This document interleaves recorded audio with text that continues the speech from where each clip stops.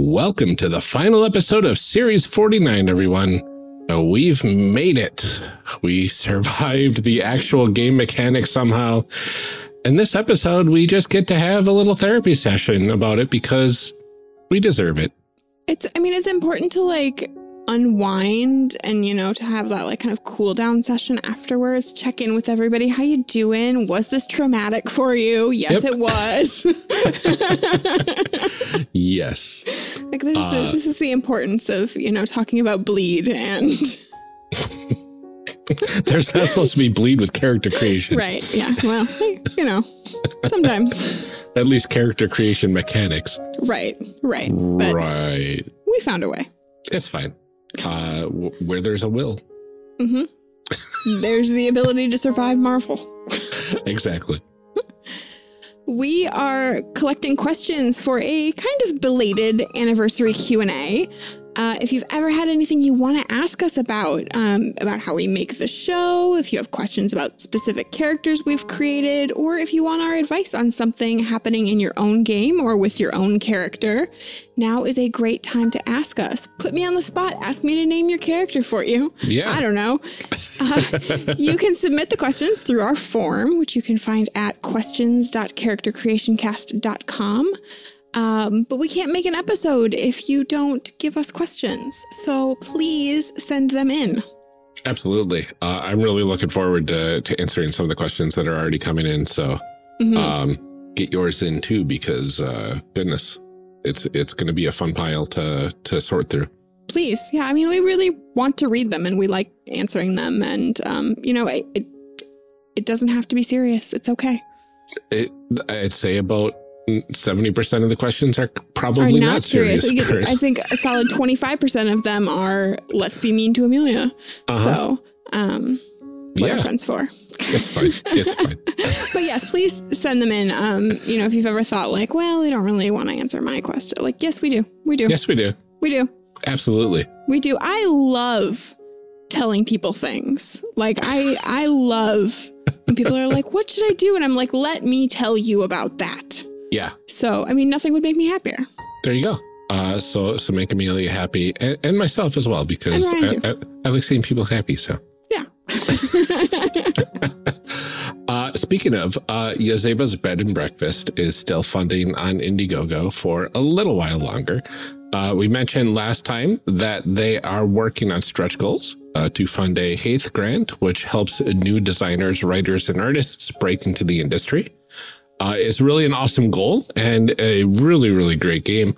We'll have a link to the project in our show notes if you haven't checked it out yet.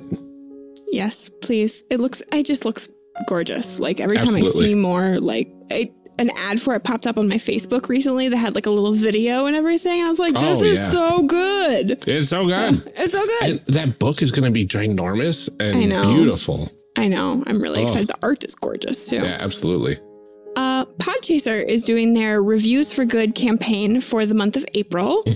If you leave a review for a podcast on Podchaser this month, they'll donate 25 cents toward World Central Kitchen, which is helping to feed families in Ukraine. So it's a very good cause. If podcasters reply to your review, they'll double that amount. So if you haven't left us a review yet, or if you left a review on a different platform, but not on Podchaser, now would be an awesome time to do that. We will still read it on the show, even if you left one somewhere else and you put one on Podchaser now. Absolutely. We will read your review. So now's your chance, people. Yeah, you can do it. And you can support charity. Yes. Even if you don't care about Ryan and I, like if you don't care about our feelings and the fact that it makes us happy, at least you could feed some people. Yeah. Absolutely. And if you throw 5 stars our way in the meantime, we won't be sad about that. No. Well, that's it for announcements. We actually kept it pretty short this week, surprisingly. We did. Look at us being on task. I know. We're both like kind of tired today, so we are a little less silly than usual. But that's okay. You can join us after the episode for a call to action, and bonus outtakes. There's a few of them. A couple. So stick around for that. But until then, enjoy the show.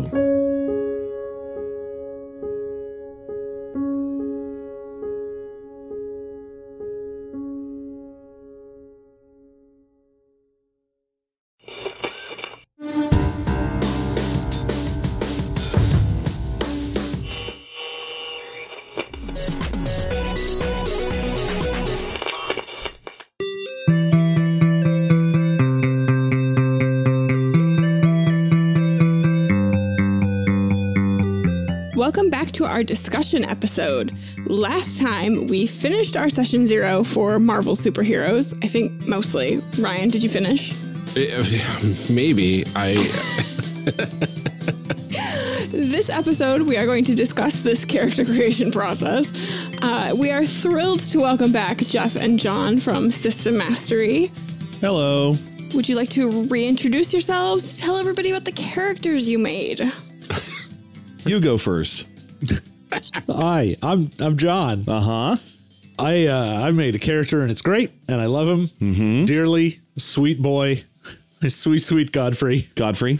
Sweet Godfrey Halloween, the god of Halloween. Yep. AKA the Treat Ranger.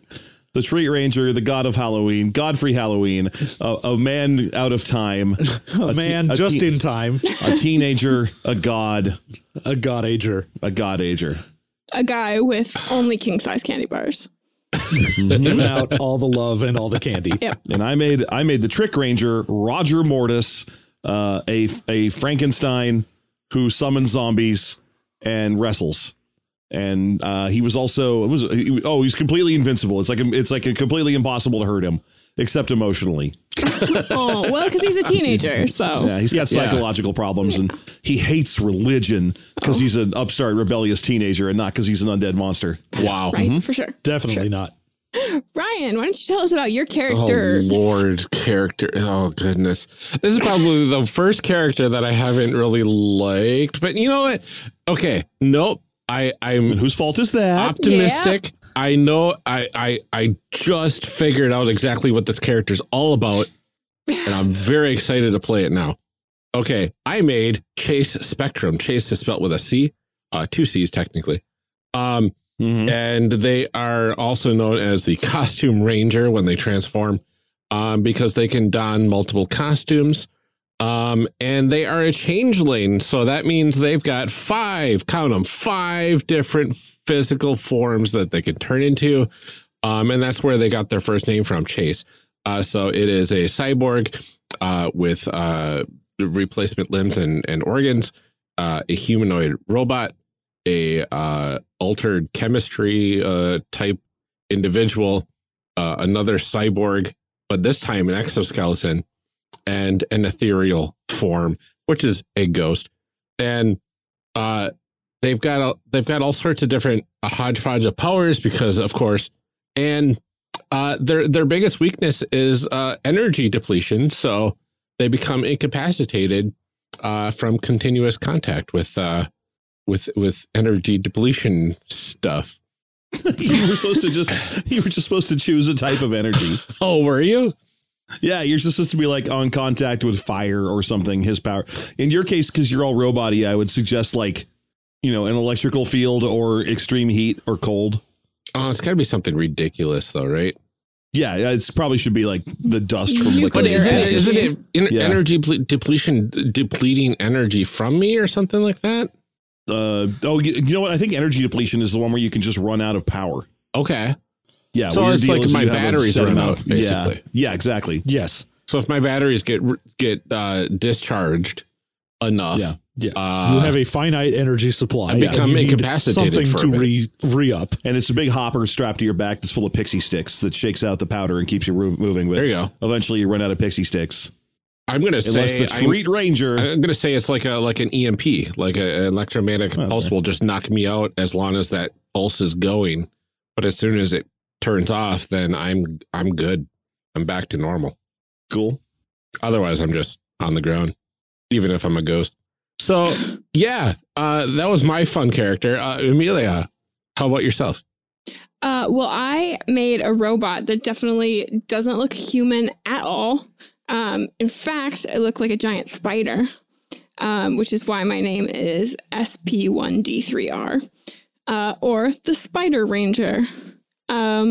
I have like the worst, lamest powers ever. Magic transferal, so I can transfer my powers to other people. I have disintegration, but I'm not very good at it. That's a great album. Yeah, it's best Cure album. So And I then have disintegration and I can loan it to people. Here you go, listen to this. That is very high school. Exactly, that's what it is, right? And webcasting, which obviously is probably a cable access show of some kind. Yeah. I am excited about the webcasting in my spider form.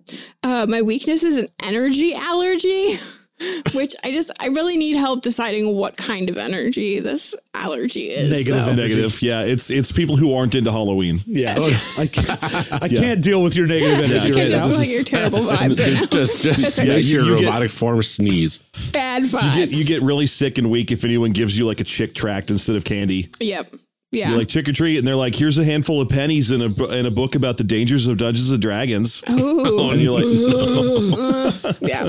And it says it incapacitates me. So yeah. I didn't mention my weakness. Godfrey Halloween has a psychological weakness to pastels. That's right. I forgot about And that. it just negates his ability to use powers. So none of his powers work on anything pastel. Oh no! Yeah. And Roger's weakness is holy symbols. It was picked for him by being undead. But in his case, it's just that it causes him to go on a long tirade about how none of that how religion is all bull because he's a little high school boy. He's edgy. Yeah, he's too edgy for you. I like to assume that even though he's a Frankenstein, he dresses in like a Pantera jacket. I love it. And a Letterman jacket. I love it. Yeah, absolutely. Pantera shirt under the Letterman jacket. There you go. Yeah. Total metalhead Frankenstein. Which should have just been his name. Yeah, if he was a regular hero and not a Sentai hero, you would have been Total Metalhead Frankenstein. The total's part of it. Part of it. Well, I'm excited to discuss this game because I've got a few thoughts about it. Do you? Just a few. Does your experience give you some thoughts? A little bit. Let's go ahead and dive right into a segment we're calling D20 for your thoughts. D20 for your thoughts? So in this segment, we talk to our guests about their thoughts on the character creation process, how long it takes compared to other games we've played. We usually start with our getting to know you questions, but we've asked you those already because you've been on our show before. Yeah, you've been through 2 iterations of our getting to know you questions. Mm-hmm. Yeah. So our question this time is what draws you to these old bad games? Our question is what? Why? Our question is your life's work. Why? I think among most people in the world, we have the highest ROI on purchasing a bad game. Yeah. When most people purchase an old bad game from the 80s, they are going to keep it on their shelf for a while, make no money from it, and then have to throw it away shamefully later. Mm-hmm. Where when we purchase one, it turns into a giant Patreon in money. That's fair. So we are entirely mercenary about all of this. See, you've learned to monetize it. That's the key. I'm kidding. We have real reasons. It's we love bad things and reveling in them. Yeah, both of us have a shared personality trait of wanting to wallow in dumb nonsense and kind of point and laugh at it. Yeah. Which has led to everything that we do for the shows. We everything that we are as people. We find the worst role-playing games. We let people tell us what the worst movies are. We read Star Wars novels that are rightfully not legal anymore. We're friends with the worst people. Yes. we're the worst possible network. We worked hard to find it. But yeah, that's just our thing. We just like finding old bad. The truth of the matter is, for as much as we like reading these and making fun of them, we don't play them. Right. Well, right. You have the same thing that we do is we don't have to follow through on any of that. Yeah. We just get to enjoy the garbage parts for the garbage that they are and then walk away. Mm-hmm. I think when we started it, it was like, oh, just because we know about RPGs and that's one of the things that we know about. Yes. But honestly, through the years of doing this, it has become such an interesting delve into the way that all of these different mechanics work and how different eras had different ideas about things. And we've definitely hit a point where we can read the first 3 pages of a book and then just be like, okay. So this came out in about 94, 96? Yeah. Oh, really? Okay. D10 roll under stat plus skill. Well, I always wonder about that when I listen to your show too, is how much have you gleaned about, the way that you're almost unofficial historians at this point of this whole like growth and change over time. Yeah, it's weird that I feel like when it comes to specifics, if you were like, tell me, what were the mechanics of this specific game that you reviewed? Unless it was one that really stuck out, I'd be like, I don't remember that. Yeah. But when it comes to the gestalt of it, I'm like, oh, yeah, I've retained so much information on trends that happened, the way that various ideas of how to roll or what you should be rolling and what a character is and what they should be doing has changed and evolved over the years. And it's so interesting. One of the things I think we've both picked up a talent for is we can read a book like from the intro. If we were just the intro section, I guarantee you we'll both be able to tell you what decade that was. And if you give us the skill section too, we usually can get the year within one or two. Yeah. Because it's just the trends are so noticeable over time. Yeah.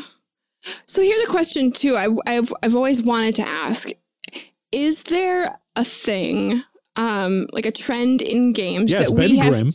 Yeah, great. That we've moved away from that you think that we should go back to, that you wish modern games had? More tables. God bless them. But modern design does not want the random table as much as I do. Yeah. There are certain things that I would say I like about old games. I don't know that they need to come back, but I'm glad that they are there where they are. Yeah. One of them is, we talked about it in the main episode, was chummy asides that kind of like you feel like you're connected to the author a little more. That stuff's all gone in modern games, unless they're OSR, because OSR is kind of still the world of a person, one person's passion project. It's a passion project. And so they'll happily insert a paragraph that's just them saying, I think games should be played in the following manner. But I like that in old games where there wasn't as much editorial streamlining. And so you just found weird things when you're reading them. And even if they weren't good, it was fun. Yeah, I definitely think random tables should be more prevalent. I know I've seen, especially with like any submissions and stuff, like more and more that like are supplement books that have random tables in them to go along with your game. And it was like, well, if you put them in your game, then we wouldn't need a whole separate books of random tables. Yeah, but then I couldn't sell a whole separate book. Right. That's killing the small market. Right. That market of folks selling 99-cent books that are just 1,000 cars or whatever. Right. Yeah. I see. And I'm a sucker for those. So Absolutely. I love them. Yeah. Much as I love the more modern trend towards more narrative control over who you are and what you do, and less about like, oh, you have this power and it's got this number. When you have things that are like Fate or PBTA or things where it's much more about the words than the numbers, I see how the random tables get put by the sidelines, but God, there's just something about rolling on a bunch of tables, taking this disparate pile of random nonsense and going, how do I turn this into a thing? Yeah. Right. Yeah. How do I make this make any kind of sense at all? Yeah. Like I think there's, go ahead. I can see like taking these tables in the stuff that we just did in the last couple of episodes. And just getting to that point where you know the names of the powers, but you have zero information in the book about what that means. And then you get to define that, right, for a narrative sort of system. Oh, yeah, for sure. I mean, granted, their definitions are all there in the book if you want them, but you could also skip that part and just use it as a jumping off point. Yeah. Right. Which I'm a fan of. What I like in random tables is when they provide basically improv prompts. Yeah. Like, and for me, that means they have to be both challenging and wildly different. Because, you look at some of the oldest tables from like AD&D and so on, like that one that's just like, what type of strumpet did you encounter? You're like, I encountered a tempestuous strumpet and a wanton doxy. And you're just like, I don't know what that means. And even if I did, they wouldn't be that different. This is not worth the random table. Right. But in terms of role-playing challenges, I love random tables. Yeah. Yeah. Oh, they're so good. So what sort of lessons do you think we can get from examining these older games? Like, do you think it can help us avoid some of the common pitfalls that were prevalent in a lot of those earlier eras? I mean, absolutely, yes. We talk about, there are a number of things we talk about that we see disappearing and dying over the course of the history of role-playing game design, usually for the better. The snooty paragraph about how they're going to use the he pronoun throughout this as Webster's defines has started to go away, and that's nice. Yeah, just certain things like the seduction skill being more inclusive the later you get, or just not existing. Yes. We talk about that one quite a bit on the show, that there's a trend in designing role-playing games to pad the skill section out by defining all these commonly understood words. So you're like, I have a skill in climbing. And then after that, it goes like, climbing is the vertical ascent or descent of a surface using tools or perhaps freestyle. And you're like, why would you put this in here? This isn't a dictionary. But notably, it leads to people shooting themselves in the foot a lot because, I mean, if you listen to our show enough, you know, I'm always pissed off by seduction. This is the art of attempting to engender a sexual liaison with a member of the opposite sex. And I'm always like, why do that to yourself? Why limit it like that when you don't even have to? When you could have just put seduction, the skill of seducing people, and left it at that. Right. But no, there's a ton to learn. We've learned over the years that maybe the D&D stat set isn't the most important thing in the world, and we don't need to apply it to every game. Yeah. Whoa, I'm shocked. There's so many things in these old games that we end up coming out and being like, all right, well, you know, writing advice, try to avoid certain pitfalls as far as, you know, putting unnecessary information, breaking up necessary information. Like if you're in the middle of character creation or a combat section or how to do something, and you're like, and now a timeline, and you're like, I don't need this right now. Stop it. The 100,000-year timeline, most of which is nonsense words that don't show up ever again. Yeah. Yeah.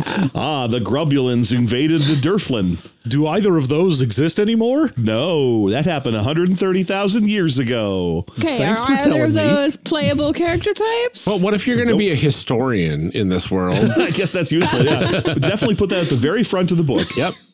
In the middle of the character creation section. Yeah. Yeah. Absolutely. No, there's so many lessons to be learned from reading old games.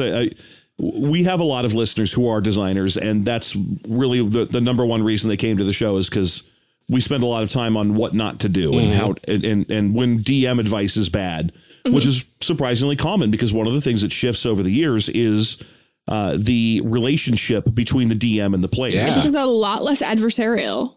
Yes. And a lot less imperious. Like if you look at really old D&D, you have things like there's only one person at the table who is allowed to talk to the DM.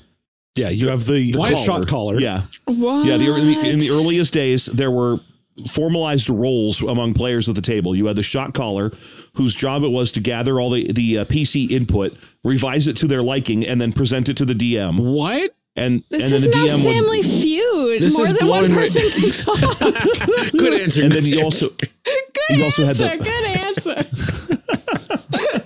I mean, we're talking about an era where Gygax pretty famously would occasionally play behind like opened cabinet doors so no one could see his face. Yeah. And would only respond to the caller. Well, wow. Yeah, Why were people friends with him? Because there was an idea that the person running the game wasn't a player. Right. You weren't playing a game. You were being in charge of things. Yes. Yeah. It's like the difference between a director and an actor. Whereas nowadays it's much more like, oh, we're all just, this is another kids player on a playground. Yeah. So back then, the DM was basically a human computer that would accept input and push output, and theoretically, makes a game. So and your character died. It's neat because we've seen that role evolve over decades, where it moved from, in the 70s, it was like the DM isn't even a person you're allowed to talk to or look at. They're just a person who exists at the table. Into the 80s, where the DM is like a gnomic god figure who you don't want to arouse their ire or they'll kill you with a flying cow. Into the 90s, where they're still really important, but they aren't treated with that degree of crazy reverence. And then by the time you hit the 2000s, you start seeing GM-less games and games where you pass the DM or GM responsibility. It's definitely a thing that has evolved over time because, honestly, my personal opinion, it's because the player base has gotten younger over the years. The whole thing of wanting to pretend like the DM is everybody at the table's dad has kind of started to feel silly when no one at the table is dad age. I think, too, it's, just the fact that we have like a whole different type type of person too playing that like we've opened up games. Like I think about, you know, like if Gygax was like a terrible DM, like I'm like, I wouldn't have even been invited to those games anyway. So like, I don't know why I'm so mad about them. Like, you know, there's a level of democracy to it that just wasn't there before. I can totally see why people would be mad about that. No one likes hearing about what the original history of D&D is because it's so contrary to what the kind of established positions about what D&D is. Like, oh, this game shouldn't be a miniatures game. It never was before. And it's like, no, it's an outgrowth of based on a miniatures game. A miniatures game called Chainmail is the first thing that D&D ever was. Yeah. There's a lot of that, I think, in the history of games, though, of like, it was never like this. It's like, actually, it was. Like, this is not how games were meant to be. Really? Because they were like that for like 30 years. Yeah. Yeah. That's our job, to be burdened with the terrible knowledge of the truth. Speaking of terrible knowledge of the truth. Yeah. Oh. How do you think character creation in this game stacks up to other games? So we talked a lot about Heroes Unlimited because that was another random rolling superhero game. And actually Sentinels was too. We did a lot of random rolling in that one. And this, for some reason, Ryan... I don't know why this one broke me. With this one. I don't know why this one. You had to make 5 characters. I did have to make 5 characters at once, and there were some things that were a little confusing, and it was 3 columns of weird font that I had a hard time kind of following at points, especially when you have tables that split into different sections and you have to kind of go back and forth. There was a lot going on. See, this felt like almost the same as Heroes Unlimited to me. I think you're just not as familiar with it. I think that's the difference. I want to point out one thing about that. They came out the same year. Oh, that hurts. I mean, technically, both games had their first. Because we reviewed revised editions of both games. Yeah. Both Heroes Unlimited and Marvel Superheroes Role Playing both came out in 84. Okay. And then their revised editions came out in 86 and 87, respectively. So the reason they feel so similar is because they're from roughly the exact same era of RPG superhero game design. And I can see this. I can see the similarity easily there. And this one feels a little more complex overall. Like if we were to dive into like the component creation or whatever you were talking about with the robotics and whatnot, then I could see it being a little bit even more complex at that point. They both have, this is the thing I find in 80s design, which is that every time you look close at a small piece of the game, it fractals out into a whole new subsystem that uses its own rules. Yeah. Like if you just take robot design, if you build a robot in this game, you have to go to this whole robot subsection. You're not given a budget because this game doesn't use real money, but instead you're gonna start building your robot with like parts and with a whole new toolkit that's not connected to the powers engine. Where in Heroes Unlimited, if you rolled robot, you were given a budget in the millions of dollars, and you used an entire new purchasing subsystem to build your character. Didn't it have like a totally different system for like picking magic stuff too? Yep, yep, sure did. And this game is the same thing. These games both come from an era where it was encouraged that subsystems should be whole new game engines.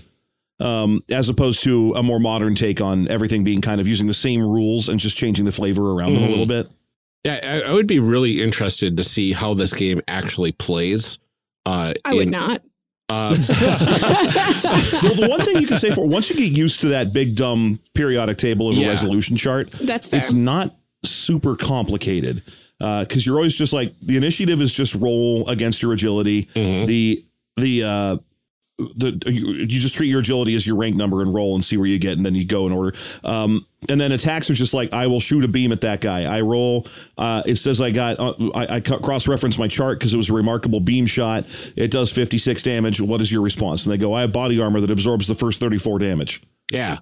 So it's a game of numbers in the combat and all that sort of stuff. Yeah. Yeah. And there's also defenses. And what defenses do is they inflict a negative column shift on the attacking player. So you'll say things like, I shoot you. I got a incredible result. So it's 36 damage. And they go, actually, because of my force field, I'm going to column shift that down 2 to the left. So you have to get that result. And then you look at that part of the chart and go, oh, okay, instead of hitting you for 36, I hit you for 12. Yeah. And I do think that like as annoying as it is to have like that giant chart, that a column shift honestly is a lot easier than remembering it's like a -10 to the damage over 3 turns plus, like it's easier to remember the numbers. Yeah, if you're willing to have that chart open, like if you are willing to have that as a conceit of, this needs to have this chart open, then it ends up being mostly fine as far as running goes. Yeah. And I mean, even as far as making characters, we did use an Ultimate Powers book that made it way more complicated than it normally would. That is fair. There are several dozen versions of like what your physical form is, whereas normally there are 5 in the main book. The one big thing is that if you're using just the 5 versions, you are significantly more likely to end up being told to make a robot power suit or something. Where in this one, you're almost always just going to generate someone who's got like 5 superpowers. Yeah. So you get your powers are wild and weird, and it takes longer to get used to what they are, but at least you aren't more likely to be forced to engage in one of the archaic subsystems. That makes sense. Yeah.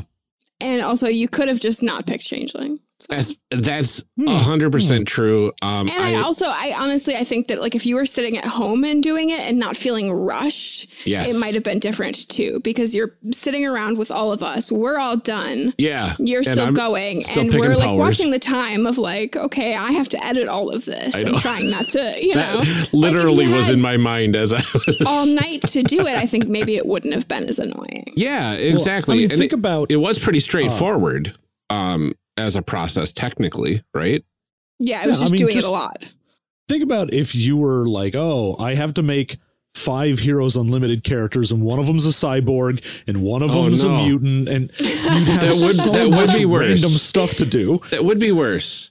Yeah, it's not exactly that this was, the systems themselves are particularly complex. It's just you had to do all of the systems. I had to write down far fewer numbers. Yeah. Basically, in terms of 80s TSR, this is a very streamlined, straightforward, and easy to use system. Yeah. Okay. So I'm going to step back from my brain breakage a little bit and get a little bit more objective here. I did kind of enjoy the face rip thing. Where you've got your 7 attributes, and it was so different from rolling 3d6 and applying that to things. It was, you roll a percentage on one of these 5 charts, and then one of those is going to be like your attribute name. It was so different from like traditional systems that it was a little satisfying in a way.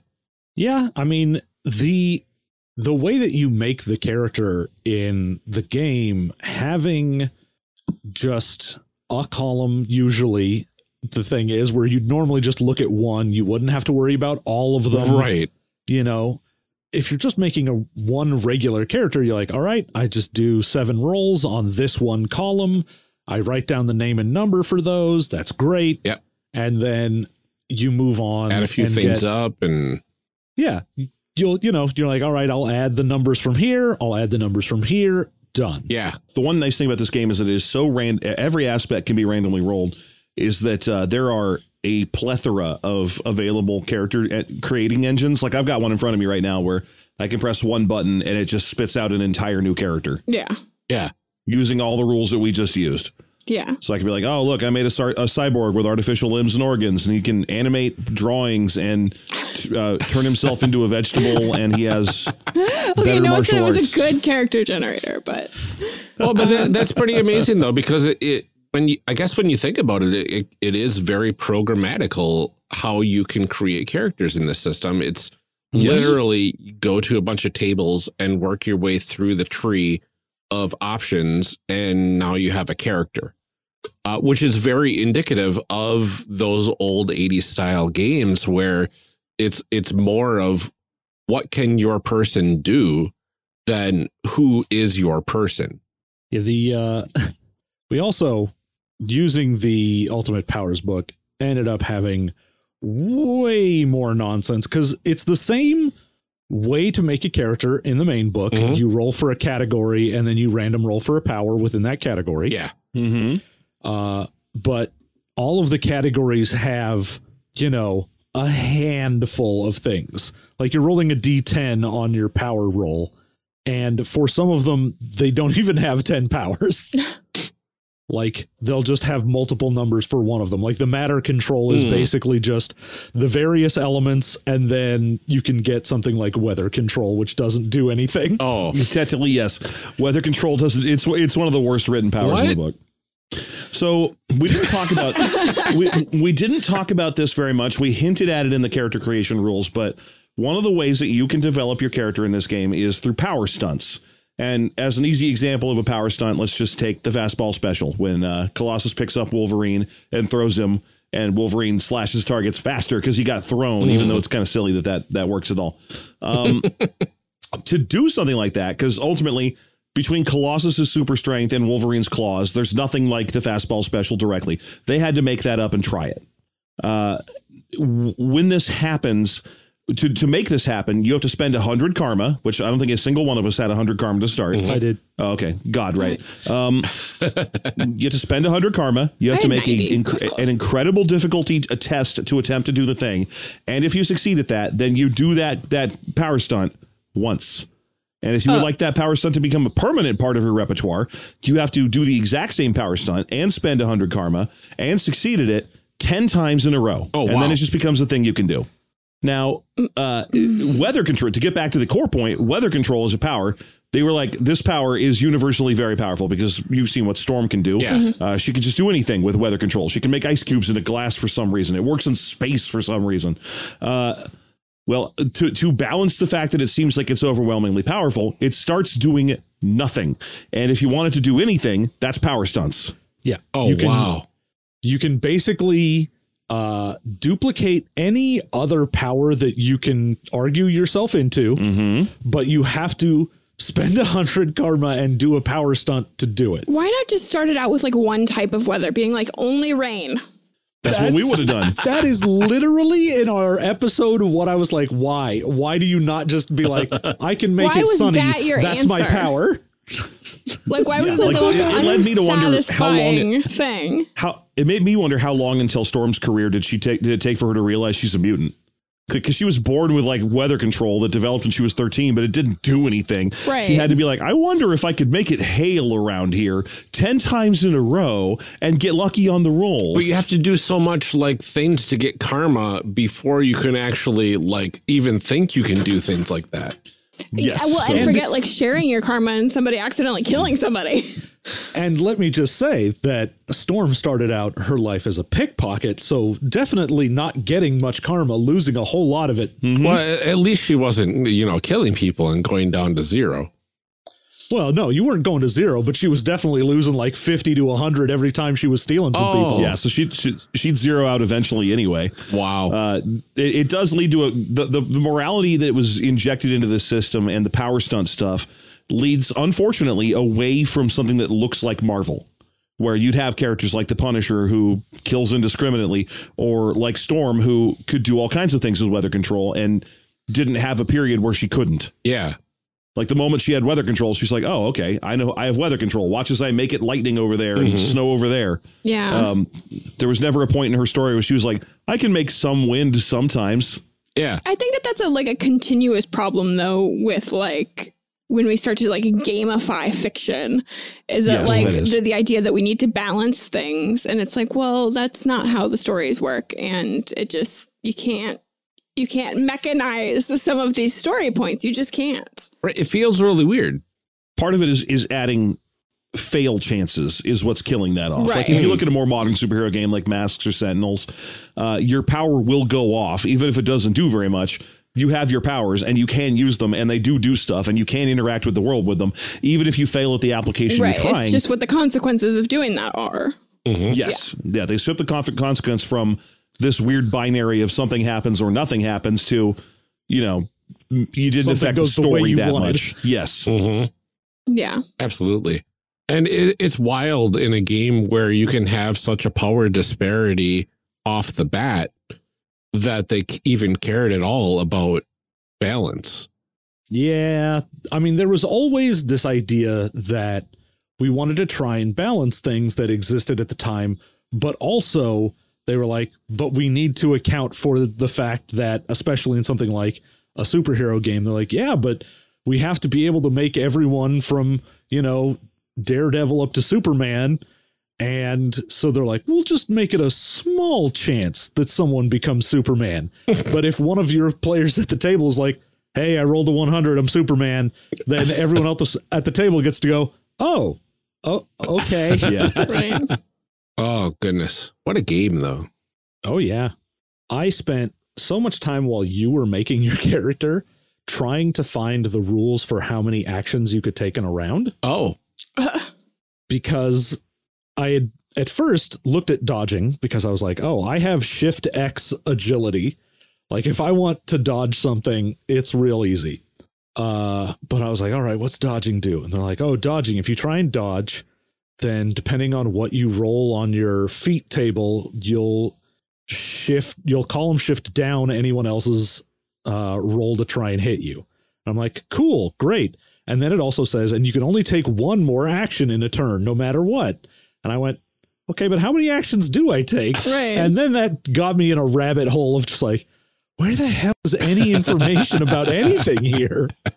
It's got to be only one action per round, right? At that point? It is one action per person baseline, and you can roll a feat to try and get more actions. Wow. So if you're like, all right, I want to do more than one thing, then you're like, great. You have to roll a like agility thing at, depending on how many actions you're taking, like various column shifts down. It's an interesting idea that I was like, you should probably have just decided it was one and just leave it at one. Yeah. Oh, it's so wild.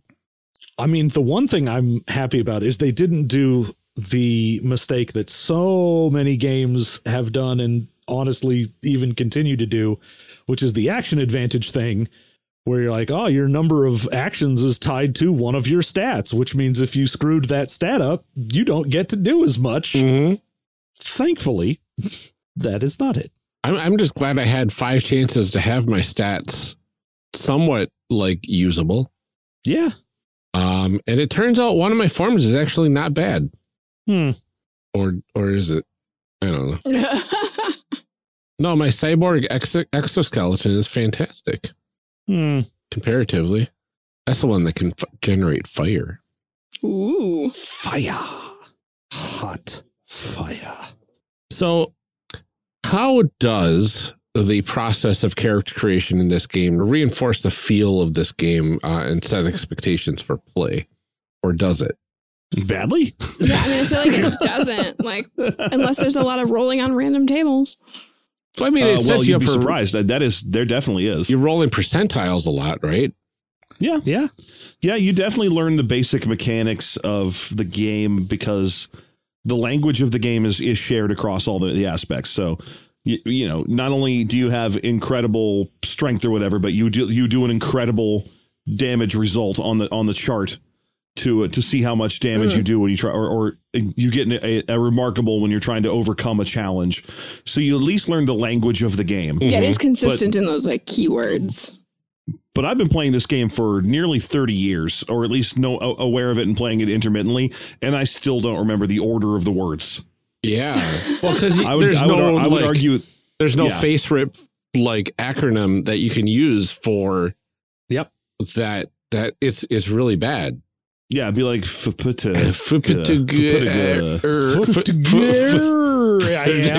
I have to say, other than like poor or typical, the rest of them are like all variations on, you know, it's like excellent, amazing. Like, honestly, yeah, if you're like, well, what's better, amazing or incredible? You're like, I don't know, man. Yeah, it's just a thing that you see from time to time in games that try to replace numbers with words because I think it's more immersive. Or usually the difficulty chart where they're like, this is difficult, but this is hard. And you're like, I'm not going to remember which one is which. What's the difference between this being puzzling versus this being challenging? Yeah, good, excellent, remarkable, amazing. Like, yeah, I could never remember what order those are. Like, no. Yeah. Yeah. So that's not great. No, it's excellent. They really should be amazing, an acronym. Actually, it should be something easy to remember. Yeah. It should have been Marvel. Where, miserable, average, remarkable. That something for V. Very good. Very good. Excellent. And ludicrously Legendary. good. Yeah. Legendary. See, that could have been more. Yeah.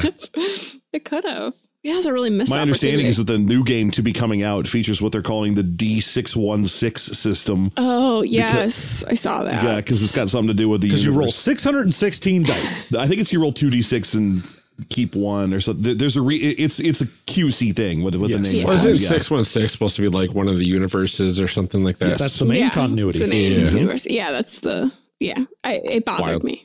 I will say. It bothered me. It's like, you're trying too hard. Oh, I'm just glad they didn't name it after the MCU's universe number, which I think is 1999999. Oh, that would be hard to that's- say. I'm trying to remember what the actual number is for it. Wow. Oh, they've been downplaying its existence. At one yeah. point it got named. They like the comic book company was like, yeah, we know the universe for the number for the MCU. And then the people at the Marvel Studios were like, yeah, we don't want that to be a thing that exists. We don't want people to have to be like, what's that? 199999. Did I say enough nines? It's 1 and 5 nines. Wow. That's, no. 1999. 99. That's, no. Mm-mm. One of the things we like to do is look at the character sheets too and see what it can tell us about playing the game and about what kind of things are going to be important in the game. How do we feel like these character sheets do with that? I would say one of the more interesting things about the character sheets in this, especially in the phase rip section for your abilities, is it feels like the game is going to be more about growth than it actually is, given that you're like, here's my initial rank, here's what it is currently, here's my role, like, so you can see the progression of where you're going. But the amount of points it takes to grow is so much that, And the it impediments in feels- the way. yeah, it feels like this is lying to me about how much I'm going to get better. Yes, I think that's part of what our read throughs, because we, like I said, we tried to do this as our pilot episode, and then we came back later and did it as our 200th episode. And it's been forever since I've been able to listen to the pilot. It was on like 4 computers ago. But we were largely positive on the game because we didn't know any better back then. But then when we came back and read it again for episode 200, we were like, oh no, this game has so many bad lessons in This it. is so unplayably bad. Yeah. I have to say, one, there are not that many lines to write your powers. No. Or to Well, write in any. the base game, thing not about the powers supplement. That's true. You are going to have between 2 and 5. That's it. And if you're looking at getting double powers that take up 2 slots, you could have 1. Yeah. That's true. That's true. It's endlessly amusing to me that the Ultimate Powers Guide came out and was like, what if we just tripled the amount of powers everyone had? Yeah. Will that mess with the balance or anything? No, because you'll all be rolling things like battery. What is this? I can charge my energy up. What does that do? Nothing. I have poor battery. Yeah. There's a lot of powers in the Ultimate Powers Guide that don't do much, which is, I'm pretty sure, why they gave you so many extras. So you can have all these powers like Gestalt and Nemesis and Troublesseeker that don't have any really strong effect on a combat, instead just sort of mess with you. Yeah. Yeah, the other thing is that you have the primary ability is like your phase rip and the spots to write everything. And then you go over to the secondary abilities and those boxes are equally big. And I only had to write like one thing in there instead That is of weird. 6 or 7. That bothered me. It's like this box, I just put a 10, but this one I have to write incredible. Like I have to, like they don't fit. It just, it's poorly like laid out. Yeah, well, it is a very old character sheet, and yeah, you can tell that the layout is not great. One nice thing about this game is that there are so many player-created character sheets. So beloved that people put way too much Right. time into making stuff for This it. game is what, 38 years old? So there's been plenty of room for 84? people to get in there and Oh. mess with it. Oh, I was like, it's not that old. And then I was like, how old am I? Oh, Oh no. that's a bummer. Oh, yeah. It's interesting because, like, this definitely does not account for a changeling for sure. But I mean, I literally would have to take 5 character sheets and staple them together to make my character. Yes. Effectively. You could write small. I do kind in of like wish different colors. I wish the Ultimate Powers book came with a new character sheet. It really Yeah. should. that had that book in mind. Yeah. Well, the changeling it'd be very hard to, it's only 100 on the D100 chart. That's You're not true. supposed to get it all that often. And I think it even warns you in the changeling section, like, look, you might want to roll something else. You're just going to be here all day. Look, buddy. There aren't that many characters in the Marvel universe that have 2 relevant combat forms. Yeah. Because it's not, you can always be like, my character's a changeling because he's Bruce Banner. And sometimes he's the Incredible Hulk. But I don't really need to know Banner stats. Yeah, exactly. Because he's not going to be doing much. But in terms of characters who are like, well, I can switch between one combat form and another combat form, those are fairly rare. They're not unheard of. I can probably think of 1 or 2, but they are fairly rare. Yeah. Usually you're looking at shapeshifters. Yes. I don't even know why they've got an option for 5. That seems like overkill. It's too many. Yeah. I mean, I don't even know who that's specifically for. It's got to be someone who can not only copy people, but their powers as well. Notably, the cover of the Ultimate Powers Guide is a 80s list of characters who had multiple other characters' powers. And they're so obscure that I can only name like 4 of the 5 of them. And that's being generous. Yeah, I was going to say, well, there's Mimic and Super Skrull and Warlock on there. The guy in the front is Nemesis. And I have no idea who Colossus, Nightcrawler, Mystique Rogue is. And she's also got a Wolverine foot. Yeah. Yeah, I have no idea who that is. That is wild. Yeah. Oh, goodness. But yeah, that's your little, all of those characters, though, aren't form shifters. They're power copiers. Yeah. And some of them are compounds. Like Super Skrull is a compound. He has the powers of the Fantastic Four all the time. Oh, interesting. Yeah. Anyway, that's off on a tangent. I just find the cover of this book amazing because they were like, yeah, you can put some characters that I guarantee you no one knows who they are on the cover of the book. It's the 80s and we're making role-playing games. There's no rules. Exactly. Should we put Wolverine on the cover and sell this book? No, you can put the foot of Wolverine. No, you put a weird green bug tentacled or bug antennaed Captain America on the front. Yeah, man. Because it's, Captain America and also Hawkeye, maybe? It's Captain Mantis, and I don't know why you don't know that. It's Dementus? Oh, I'll take it. so good. So there's These probably are a lot. terrifying. Sorry, I'm just looking really close at this cover right now. So terrifying. And I'm just like, why is like one like an extra from The Lion King on Broadway? Exactly. It's just. God bless you, Warlock. Warlock's a robot and he can copy the powers of other people. That's his deal. Yeah. Oh, I don't know. Mimic can copy up to 5 mutant powers at a time. Super Skrull is the Fantastic Four. And I'm kind of wondering if that guy in the front isn't an early version of Taskmaster. I don't know. Because it's definitely the Iron Man shoulder and chest bits, the Hawkeye face mask and boots, and then the Captain America shield and shirt. And no, first appearance of Taskmaster, he already had that outfit. I no idea. I have no idea who that is. And I think maybe Ant-Man helmet? Yeah, he's just a mix of the current Avengers. He's just an Avenger. He's even green for the Hulk. That is wild. Yeah. Amazing. Strange. No idea. Yeah, that's so weird. So anyway, Okay. just not that that's super relevant because we're describing visually a thing that no one on the podcast can see. Yeah. But it is interesting to note that at this time period, you could put out a book like this on store shelves with just 5 nobodies on the cover. And nowadays, they'd force a Wolverine onto there. Oh, absolutely. Oh, yeah. And a Spider-Man. Mm-hmm. Yeah, well, for sure. it would have to go through like 6 committees, like storyboard people and Yeah. Mm-hmm. Absolutely. So this next question probably has a lot of answers, but we'll see. What do you think is one of the biggest flaws of character creation in this system? And actually, what is one of your favorite parts? Well, obviously, the favorite part for both of us is going to be the random tables. Yeah. Yeah. Because that's the only thing that you steal from this. The biggest flaw, obviously, whether you're going with the main book or the Ultimate Powers, either way, is the disparity of the random roll for powers is honestly one of the worst. It's a little less likely that it'll be terrible in the main book, given that you're going to have between 2 to 5. Mm-hmm.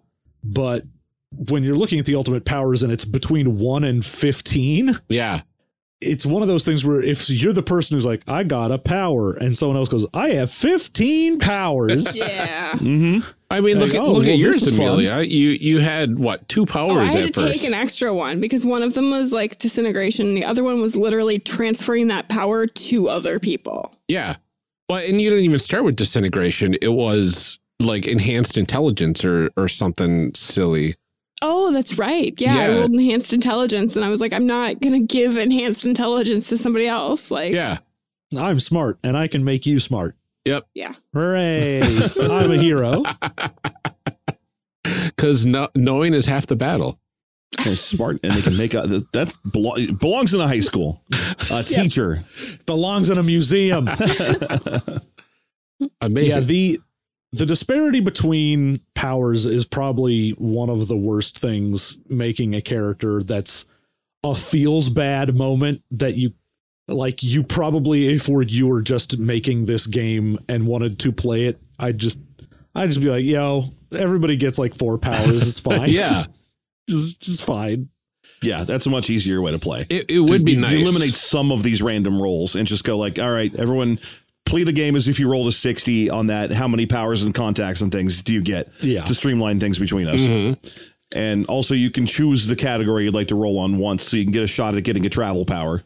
But I do love the fact that, coming from the early 80s, that instead of that whole like, oh, you roll 3d6 and maybe you get a 3 and you're just the worst. Mm-hmm. Most of this, because it's percentile based, the chance of you rolling like a feeble is so low comparably. And most of them tend to have a decent like curve towards the kind of like middle section of the stats. It's not great. It's still 1984, but it is definitely this progressive step in trying to make it so that characters can be somewhat balanced against each other. Yeah. Yeah. Yeah. And I mean, there are things I like and dislike about this game, to be sure. I think that I like the concept of the fighting stat being separated from strength and agility so that you don't have any one like guaranteed god stat that exists around that range. You have different ways to contribute.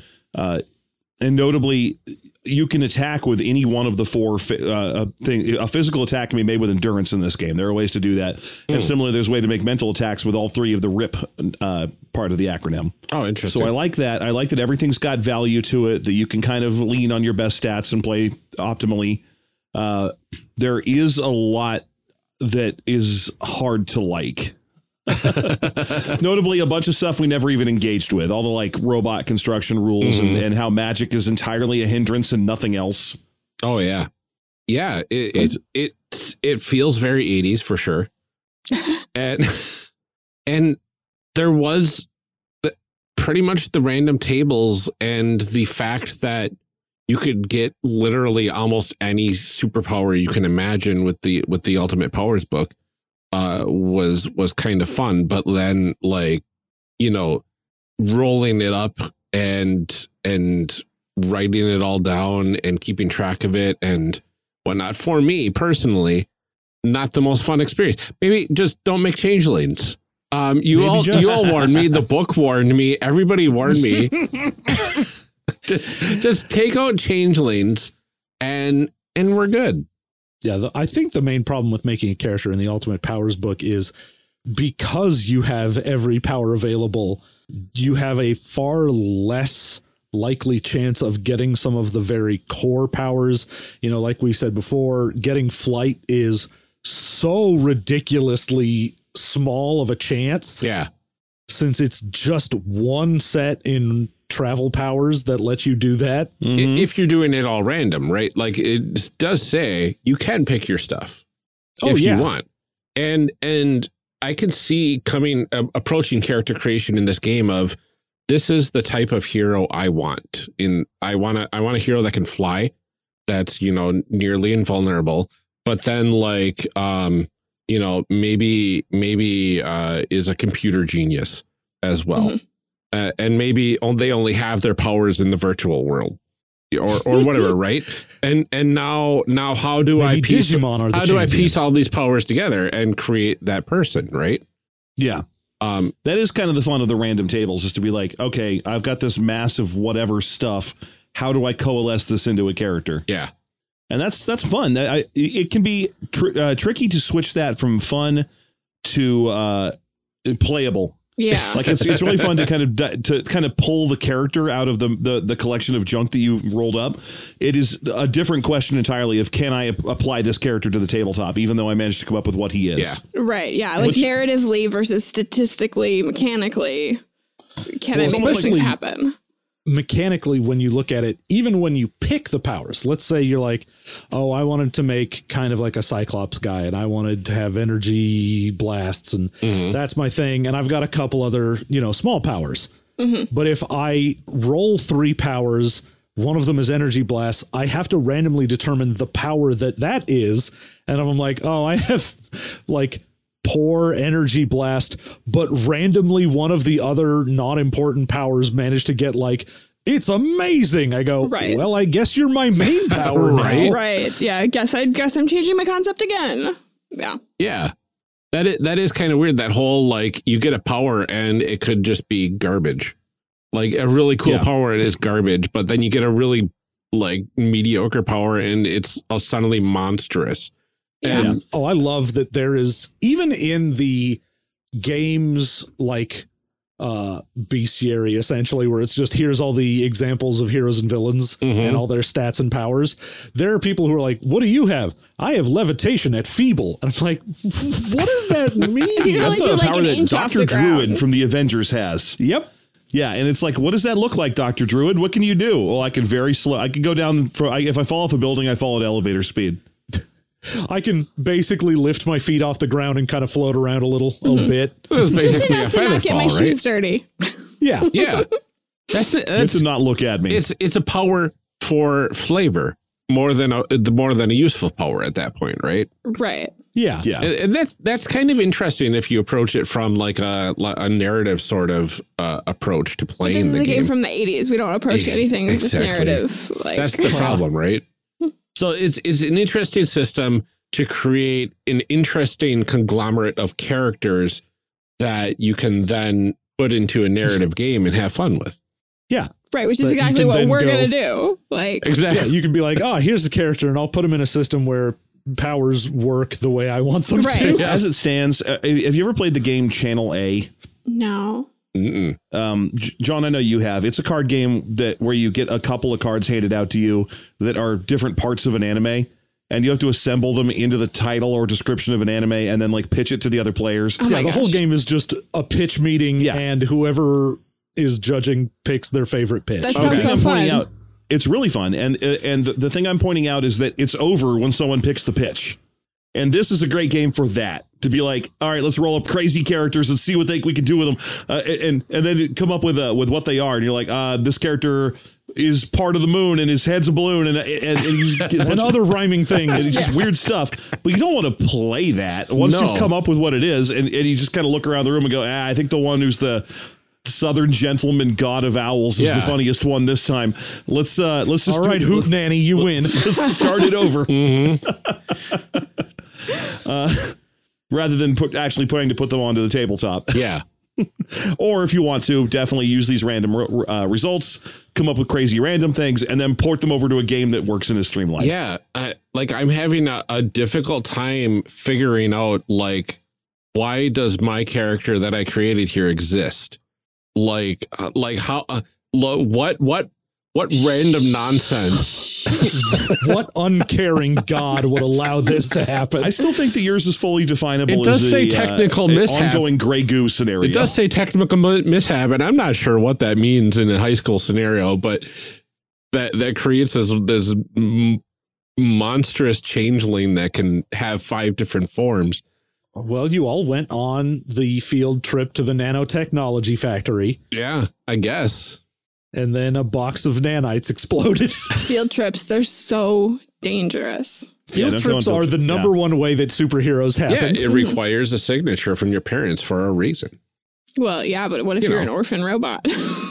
Then nobody cares if you die. That's true. No, the book said. That's true. I guess if you're sentient. If you're sentient. And if you get killed on purpose. Right. Yes. Got it. That makes sense. Oh my God. The part we've been waiting for. The part we've been waiting for. It's fanfic time. What do our dinner plates look like? It's like the only thing we can discuss during this portion is what do our dinner plates This is our look like? secret lair. So wait, what is this? What are we doing right now? This is our fan fiction section where we don't play the game. Although, Ryan, do we get a fan fiction section for this one? We have to Which have is why like we a have to pick out season. our dinner plates. Like is the AP that we're doing, is that going to be like a season 2 episode or is already established? Are we established already? I'm not only going to say not only are we established, but there's about a 70% chance we'll just use another game to do it. Exactly. So so fan fiction, like what does season 1 look like of this wild Halloween Sentai sort of thing? Like what do our origin stories and whatnot mean? Well, okay, first of all, do we want this to be set in a Halloween themed high school? Or are we at Monster High? Are we at Monster High? Is this a spin-off from those dolls, those Monster High? Oh my gosh, sexy those Frankensteins, brats for goths. Yeah. Is that what this is? Or are we just playing as those? I feel like everyone it's change your more character to female now. If every character except us is totally normal. Yeah. Normal high school, and then the spider robot sitting in class doing algebra. Yeah, and the whole thing takes place in the town that hates Halloween. Right. But like nobody questions why there's a spider robot. That's just like never discussed. Oh yeah. No, there's a full-grown man Frankenstein walking around, and everyone's like, yeah, that's just Roger. It's fine. That's just Green from Monster Prom. That's fine. Yeah. He's just like super into metal and kind of weird. I don't think that there's anything else going on there. Dude, everyone loves Godfrey. That guy's always holding candy. Yeah, and Roger's only into metal because someone gave him a rad haircut for the top of his head. Right. Like that chunk of skin came from, I don't know, the recently deceased Glenn Danzig in this universe. In this universe, okay. Glenn Danzig made Veronica and then died and donated his hair. Died of shame. Have you seen that? It's on the list for movie mastery. No. I need to have Chase have different forms for each class. And since Chase has such a high intelligence, I'm going to say there's been at least multiple times where they've had 2 classes in the same time period, and they've had to hop between each class, changing forms between each class. Oh yeah. And then Chase is a good student, but I think they've got some sort of irritable bowel syndrome. They're always going to the bathroom. Also, they're always only in one class. I mean, you got to attend the rest of the classes. A different kid attends that class. Some other kid named Chase is in this other class. It's a different kid, though. It's a really common last name. Amalgas. The Spectrum family. The Spectrum family, yeah. Chase Spectrum. But yeah, my character is definitely a person who was born right here in the high school. That in some medical lab or something, he just woke up and was like, what sort of high school is this? It's like the advanced anatomy class. It's a high school where every superhero origin story can happen. So it's a high school. Okay, so a high school where an Ryan, undead. why are you trying to make sense of this? Did you not sit through this character creation with us? Look, I'm the god of Halloween, and when I came down to Earth, are you the catalyst of my entry? Oh, okay. Created other people, and now we're all bound together. So we just had that Flash TV show origin where one singular event caused all. Yeah. Smallville. It almost has to be, right? Like we were all in the right place at the right time to have this, because I was apparently created because of a technical mishap.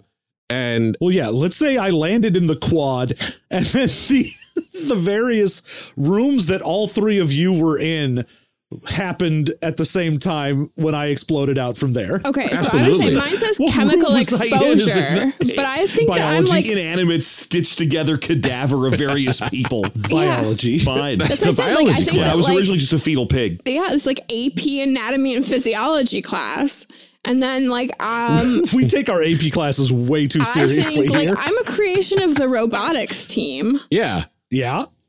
Yep. Just makes sense. And I would be from the IT club. Yeah. Or computer lab. Yeah, the computer club.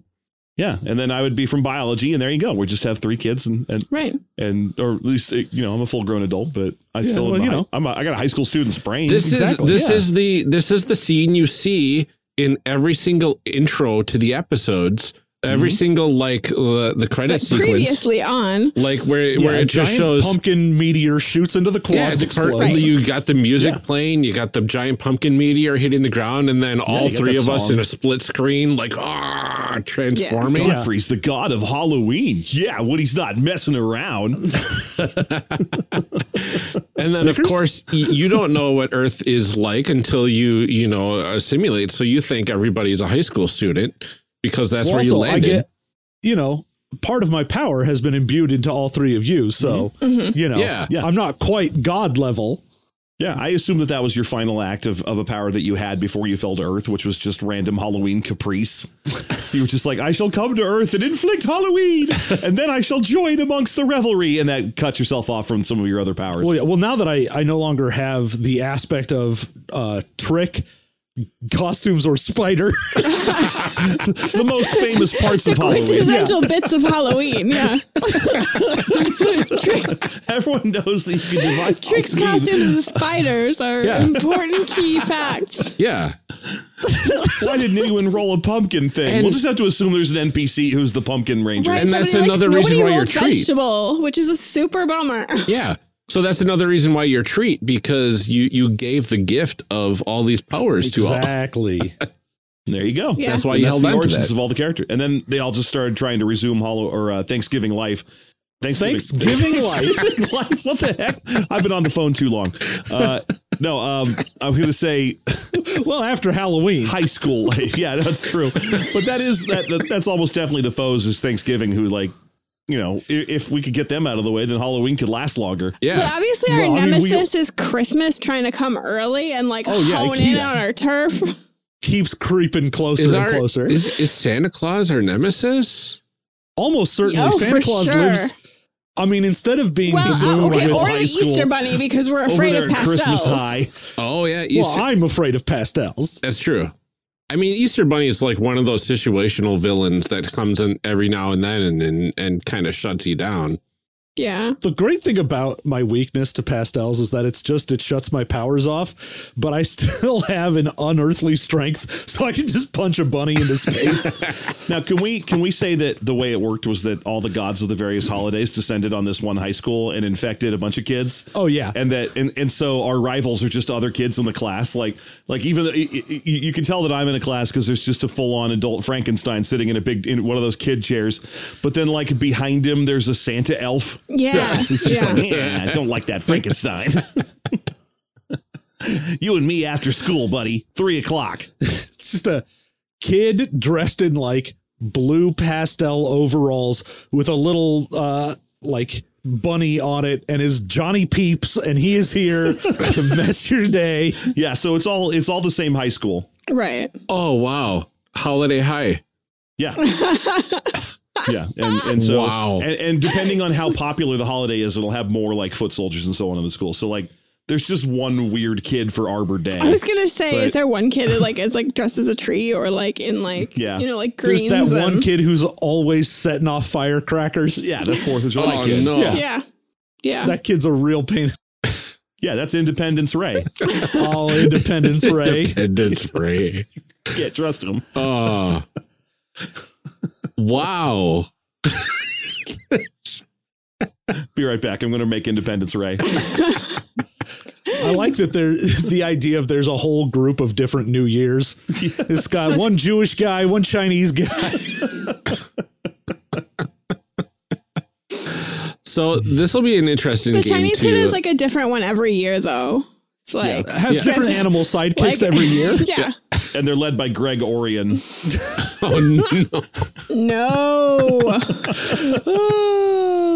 Never give us any ability to do anything. Oh, We will screw everything up. No, honestly, this is He's amazing. Irish. He's Greg Orion. this is so good. Greg Orion. Wow. That was something. Let's talk about advancement. If we wanted to take this further. Yeah, I would love to figure out how we can take this up a level. Take it up a level. Take it up a level. Take it up. Sure, I'll just tell you right in advance that this game has the almost legendarily worst advancement system. Yeah, so it of any game sounds in like the that 80s. as we've been like doing this. You're like, well, you have your karma, but good luck. The problem with karma is it serves too many masters. It really does. Karma is your short-term Benny mechanic where you get you earn it for doing good things. So like, oh, you saved a civilian.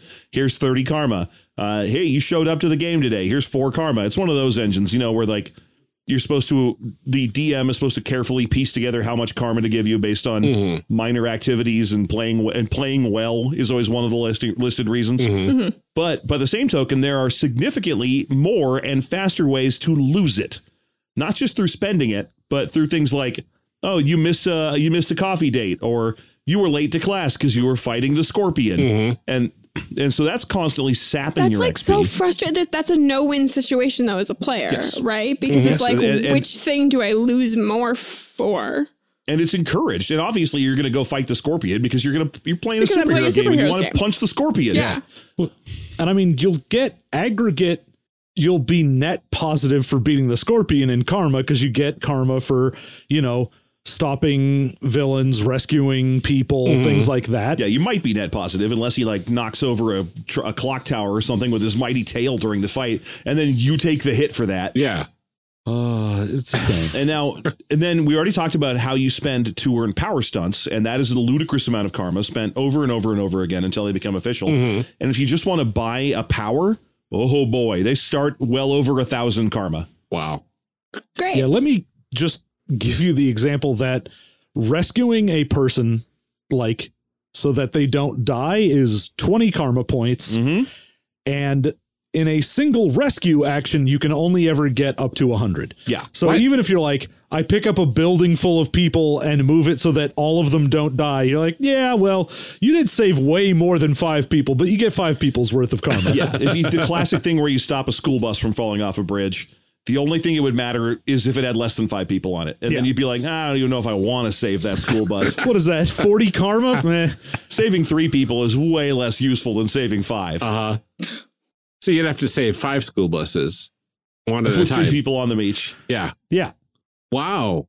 Yeah, it's an unreasonably punishing mechanic. And then again, it kind of makes sense because with the occasional exception of like a special event in comic books, superheroes don't usually advance the way that other characters from role-playing game genres tend to. Fighters get more powerful and eventually they build a castle and attract 20 men or whatever. But Spider-Man is Spider-Man, and he was Spider-Man in day 1, and he was Spider-Man on day 300. Maybe they make up a new power for him, like when they gave him the ability to reincarnate from a giant spider or something. But for the most part, we know his powers, and they are relatively unchanging. I mean, unless you're in the MCU and he's got a exoskeleton power suit, basically, that gives him extra in powers which case he every is other losing movie. powers because at the end of the 3rd movie, he loses that thing.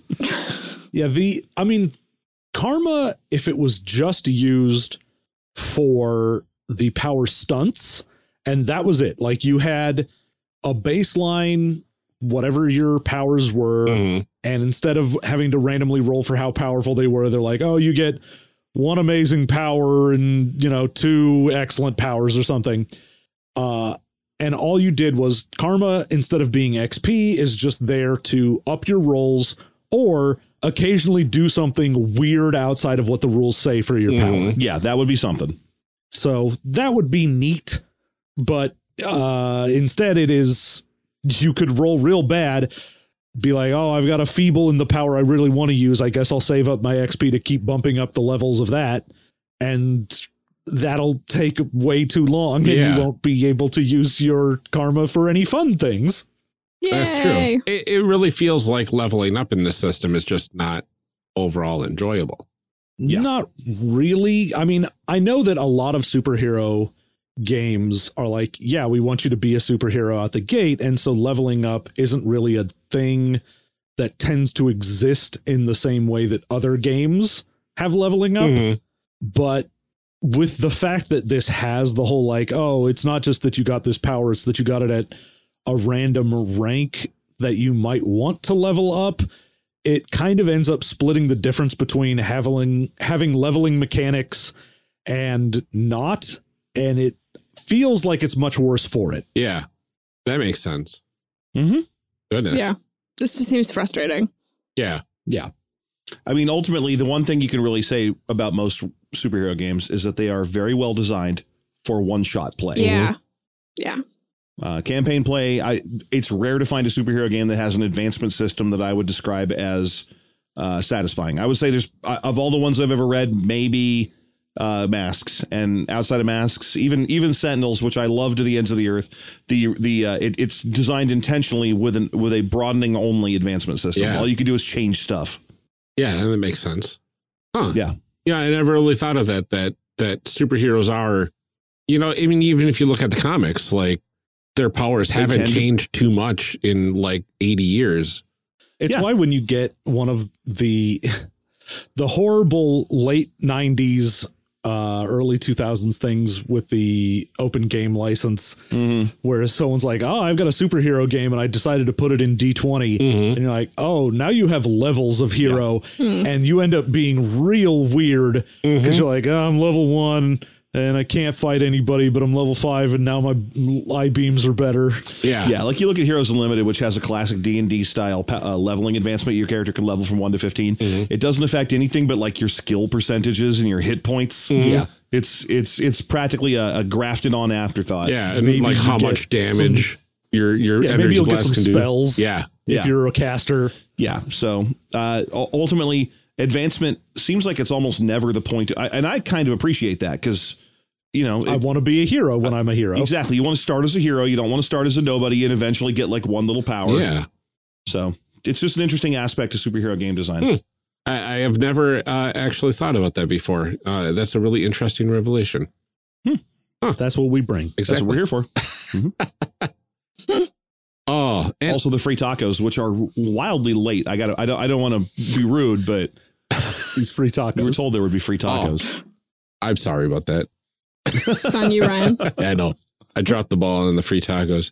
3 more appearances and you get a free t-shirt. So that's true. That was the agreement. I'm starting to run out of superhero games. I know, right? Nah, we can find more. Oh no, absolutely. I have at least 5 more on the shelf behind me. So many more.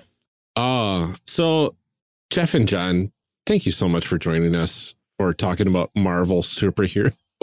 Yes, seriously. I mean, also not, but as exasperated as I was throughout most of this process, I had a lot of fun. It was a good time.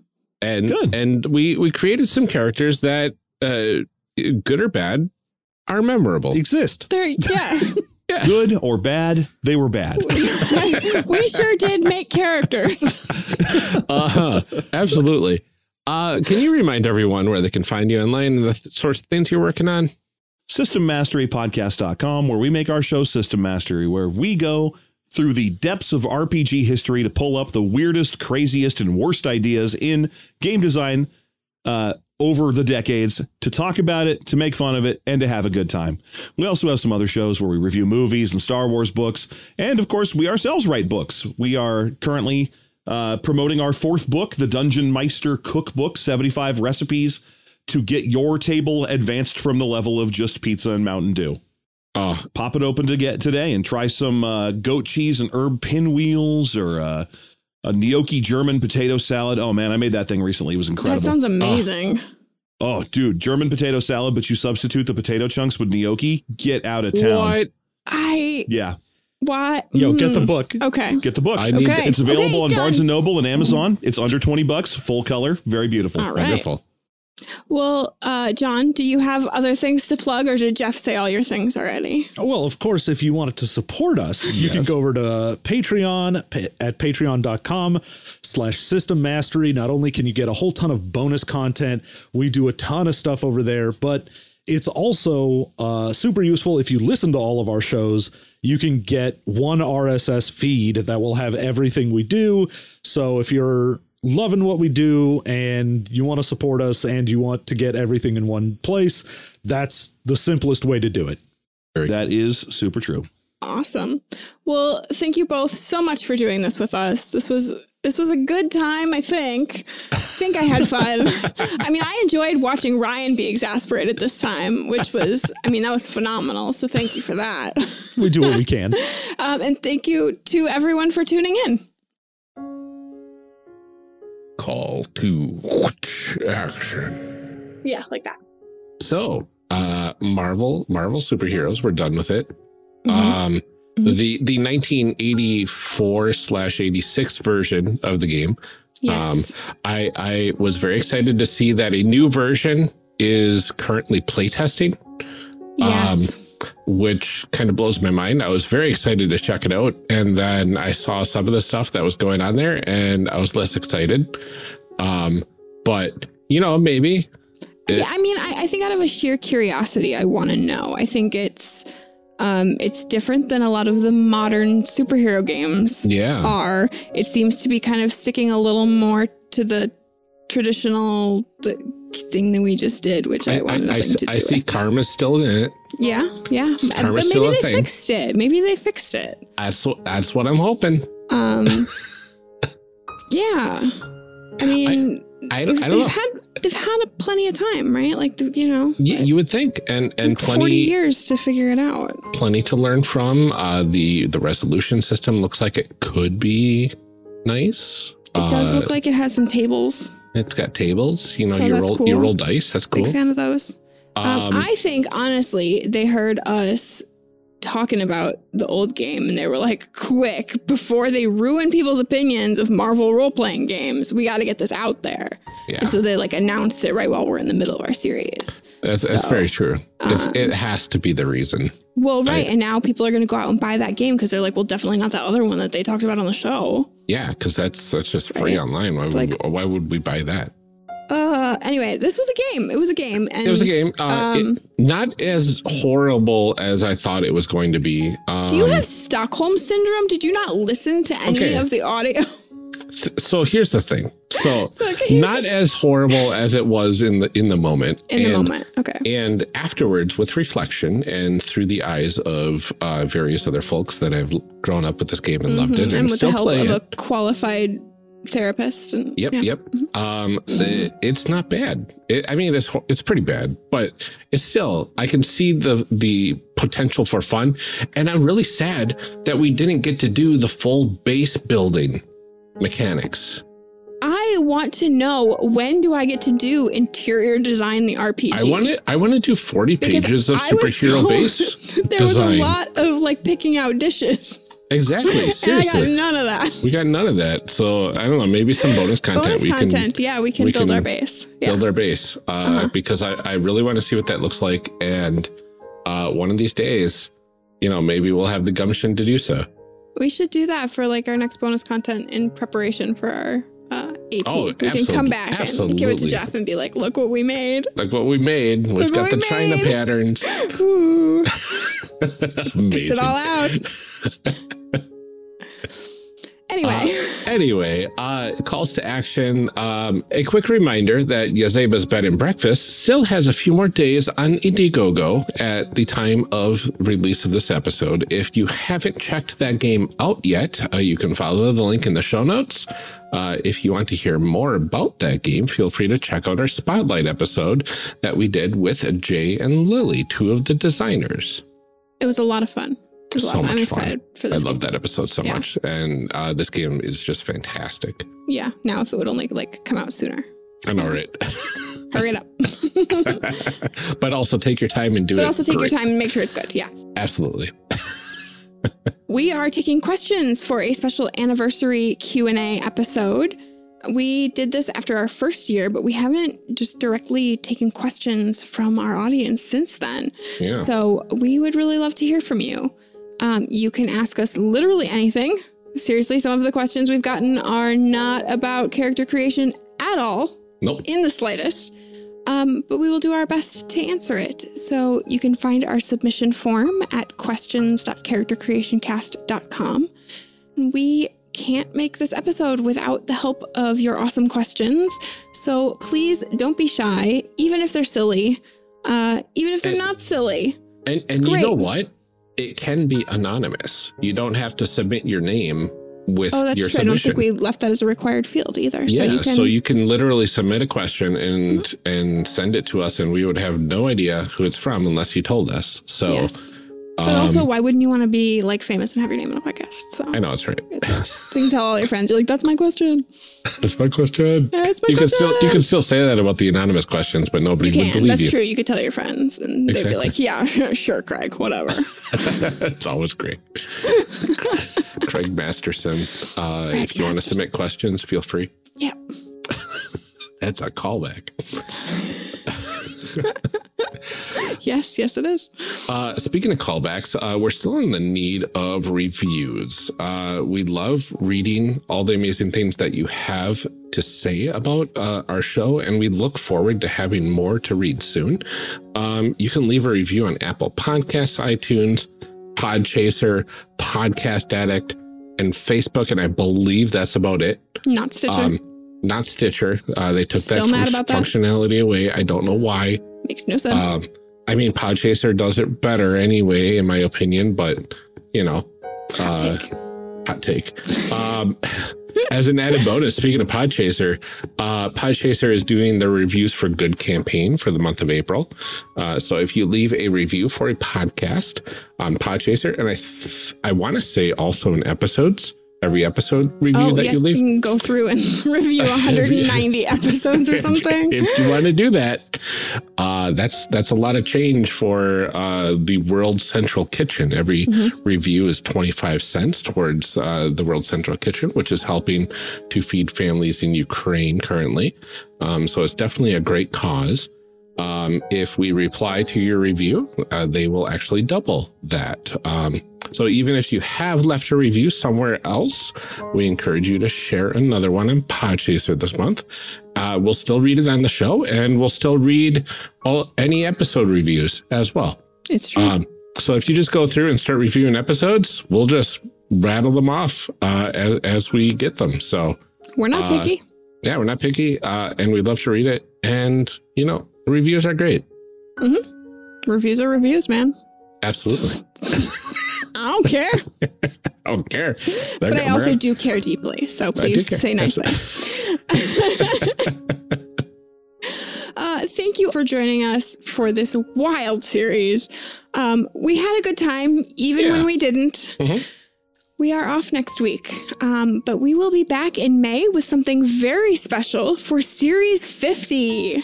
Ooh. I'm doing jazz hands right now. Dear audience, you can't see it. But Series 50. Series 50. Series 50. I'm really excited about it. It's going to be awesome. So I cannot wait for us to record it and for you to hear it. Absolutely. Until then, be safe, drink water, get vaccinated, relax your shoulders, unclench your jaw. It'll be okay. And keep making those amazing people. We'll see you next time.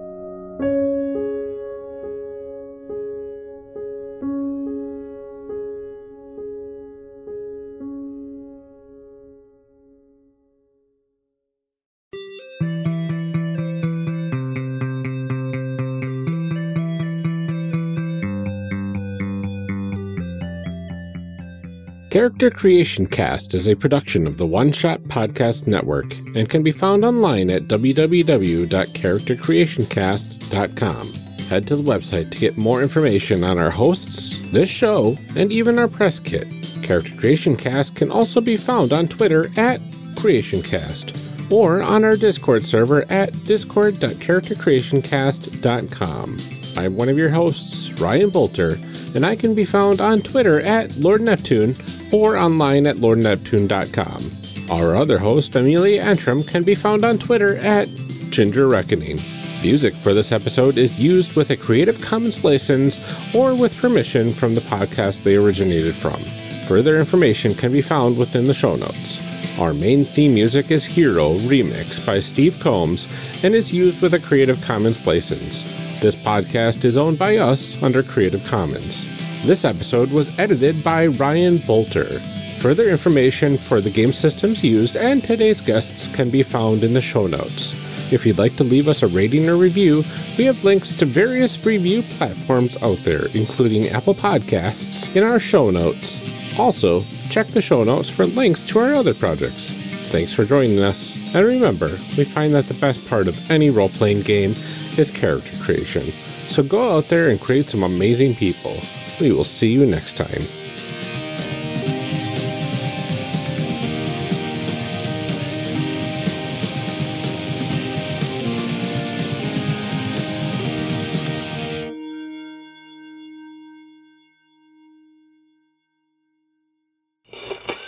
Now we gotta read some show blurbs. Show blurbs. Show blurbs.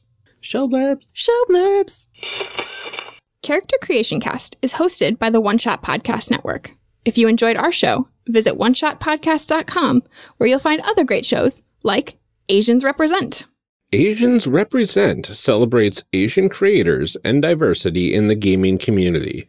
Join hosts Agatha Chang and Daniel Kwan as they discuss gaming, genre, and representation with their guests, and occasionally argue with each other to the sound of Agatha's beloved air horn app. Okay, I did it. There. Again, for For real. the second time, for the real time, we've got it. Real. All right. Ryan, I'm just going to complain one more time about this mic stand. Oh, sure. Please. I can't scoot my chair all the way in because the stupid legs on it stick out so far that I can't sit all the way. Oh, no. I really need to swap out. We need to trade mic stands because I don't need the circular base one that I have. Mm-hmm. And I think you would benefit more from the weighted base. Yeah. Instead of those giant legs. And I've got plenty of room for the giant legs. So Yeah. Yes, say giant legs one more time. Just for the audience. The giant legs. Yes. The giant legs. I've already got giant legs, so it's fine. That's my superhero. Someone out there's got a fetish for that, and they are so excited this is going to be a giant leg cast. What, it's our crumb? Giant legs. Giant legs. Yeah, It's a for the major microphone award. stand. I mean, how else does a microphone stand? Giant legs. Giant legs. Giant legs. The great legs. A couple more times. Giant legs. Okay. All right. Serious. Unique New York. My son's favorite when he's warming up to record anything is photosynthesis. You have to say it real slow. It's a good word. Yeah. Yeah, so Jude and I would do that when we would record garbage too. It's photosynthesis. I forgot honey in my green tea and I'm regretting it, but I'm not really because I still like it. My vocal cords. What? Giant legs. Giant legs. That's not even going to make it to the outtakes. Okay. And we lost Jef and Jon. Oh no. I was wondering why they were so quiet and then just disappeared. They were so quiet. And It's because they were listening to us. We were Still says really it's connected. compelling. we were really compelling. They were just like glued to the screen, not even Yeah. moving. Yeah. And then Connecting. nothing. Connecting. So welcome, Outtakes. Jef and Jon are guests. They just disappeared because we were Remember that talking one about our time? podcast finally. When we And lost each other and like all we can hear is you being like, well, gosh darn it. There we are. and they're like, we're out of here. Yep. Oh, hi. Now the sad bit is, No, we You're cannot not hear doing anything right now. which means they can't hear me. Because I think Jeff's got to join in order for us to hear you. Which was in the I know. document they said. This guy. This Oh, language. guy. Please open. Shake your head at me. You just like pull the internet cord out. So these fools are talking about their podcast now. Let's get out of here. Yeah. Hey, are we back? Yep, now I can hear you. Hey, Yeah, we should be. Yay. There we go. Yeah. Yeah, it's unfortunately only the video is on my side. So when I joined, I was like, well. Yep. Well, good. That means you can't hear all the crappy stuff we were saying about you. You were reacting as if you were hearing me, though. Which is great. Yeah, I'm just very expressive about nothing. It looked like you could hear us, but we couldn't hear you. And so you're just like nodding along. So I never turned off Audacity during all of that. That's good. I don't know. That's good. Yeah, we didn't either. So, and I have no idea where we cut out. We cut out where we were just talking about our podcast. Yeah. Stuff that we'll probably cut anyway. So, and you were both glued to the screen until you disappeared out of the Zoom. Yeah. Yeah, look, you were listening very intently to us talk about. Whereas I saw that you had frozen. Yeah, because we went into a full response about what our early days were like. So it makes sense. Yeah. Well, we'll see. We'll see if we can make something work out. Yeah, see what we can piece together. It'll be a nice little treat for the editor. Yeah, there'll be a part where I'll be like, yeah, so we were all way too serious in the early days. Oh, I think the internet went out. Yeah. Yeah, it's me talking and then Ryan being like, we lost them. Yep. They were just like, stop talking about yourself. Yeah, just send it to Tracy. Call it bonus content. There you go. Easy bonus content. Hands clean for March. Oh, yeah, Ryan, I finally got your message about Martin and Lawrence. And Martin Lawrence. Lawrence. Martin. Yeah. It was Lawrence and Martin in that Lawrence order. and Martin. Yeah. And King Lawrence Trouser. and Martin. And I don't remember what else was in there. It was Amelia's son's alternate universe version of Mario and Luigi. It was Martin and Lawrence. And they were battling against. They were electricians, I think. Yeah, they were electricians, not plumbers. And they were battling against King Trouser. It was fantastic. Yeah, so that's like coming to the defeat tortoises. Yeah. Yeah, that had nothing to do with the game that we were actually trying to record. Yeah. Exactly. Yeah. It was late in the day. It's a game. His meds had worn off. It's all good. What else can I close? Okay. Your mouth. I'm just trying to figure out. I have like 15 things open because there's all these like resources and so on. So I wanted to see if I can streamline it.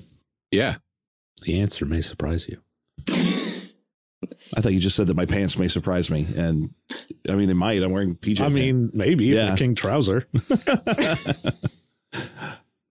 All right. I think I'm good again. Oh, yeah. Yeah, waveforms in this new area. Hey. Nah. There's nothing for you in there. Nothing for you in there. Just stop. Peggy. Peggy. Oh, but you're so cute. You're such a puppy. You're so cute, though. I can't even be mad because look at that face. Uh-huh. And I don't even say that about my kids. They're not got cute faces anymore. Not cute faces. They're not babies anymore. They're kids now. And like, Yeah. Kids are fine, I guess. Kids are fine. They're like little people. And little people are... People are the worst. So it's like they're just like smaller versions of a thing I already hate. So I understand. Yeah, my studio's almost done. Yeah, it's the progress photos look awesome.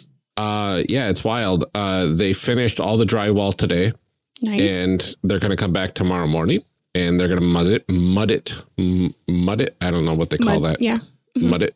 And then that's going to dry. And then this weekend we're going to paint. And then Monday they're going to be here to do the flooring and put the door in. Wow. And then it's done. And the trim. Dang, that was like 2 weeks. Yeah. Wow. Yeah, we might even be done by Tuesday.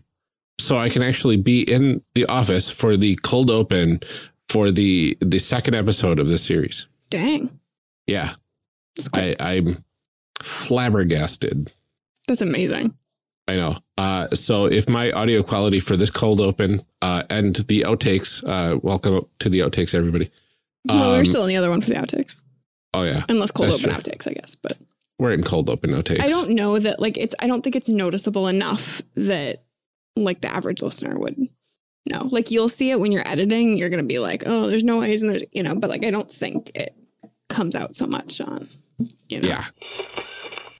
I was messing with my gain so much. I have no idea how this is going to sound in post, but whatever. I'm sure it'll be fine. It's just the open, It's just the open. It's fine. It matters to me. I know, but I know. Everybody also knows that you're not in the studio, so it's okay. That's true. Okay. Thanks everybody for understanding. We'll leave it there. All righty. Okay, can you not squeak the toy though while I'm doing my recording? Thank you. Don't squeak. Try to do right back to a squeaking. podcast.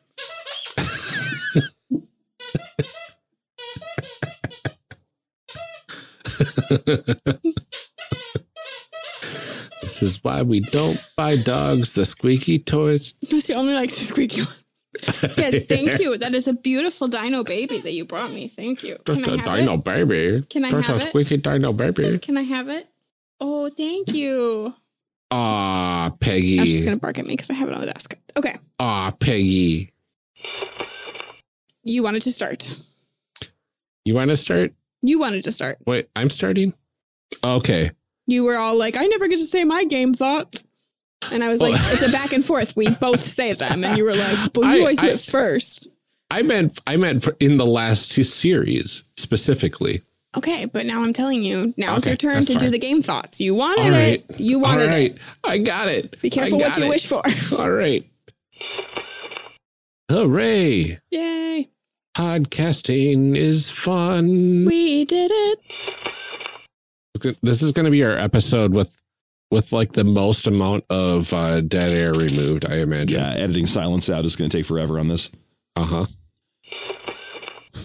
More like floating. Oh, language. Whoa. Hey. Hey. Whoa. This is a show. Oh, language. This is a show? We live in a society. Bow, bow, bow, bow, bow. Oh, wait, that's the Top Gun song. Never mind. What's the love song in Ghost? All I'm thinking, whenever you said the love song in Ghost, and the first thing my mind went to is I Will Always Love You from The Bodyguard. Well, and that's not right. It's that one that goes, my darling, I've hungered for your touch. What's that? Unchained Melody? yeah, sure. Oh, yeah. Yeah, why not?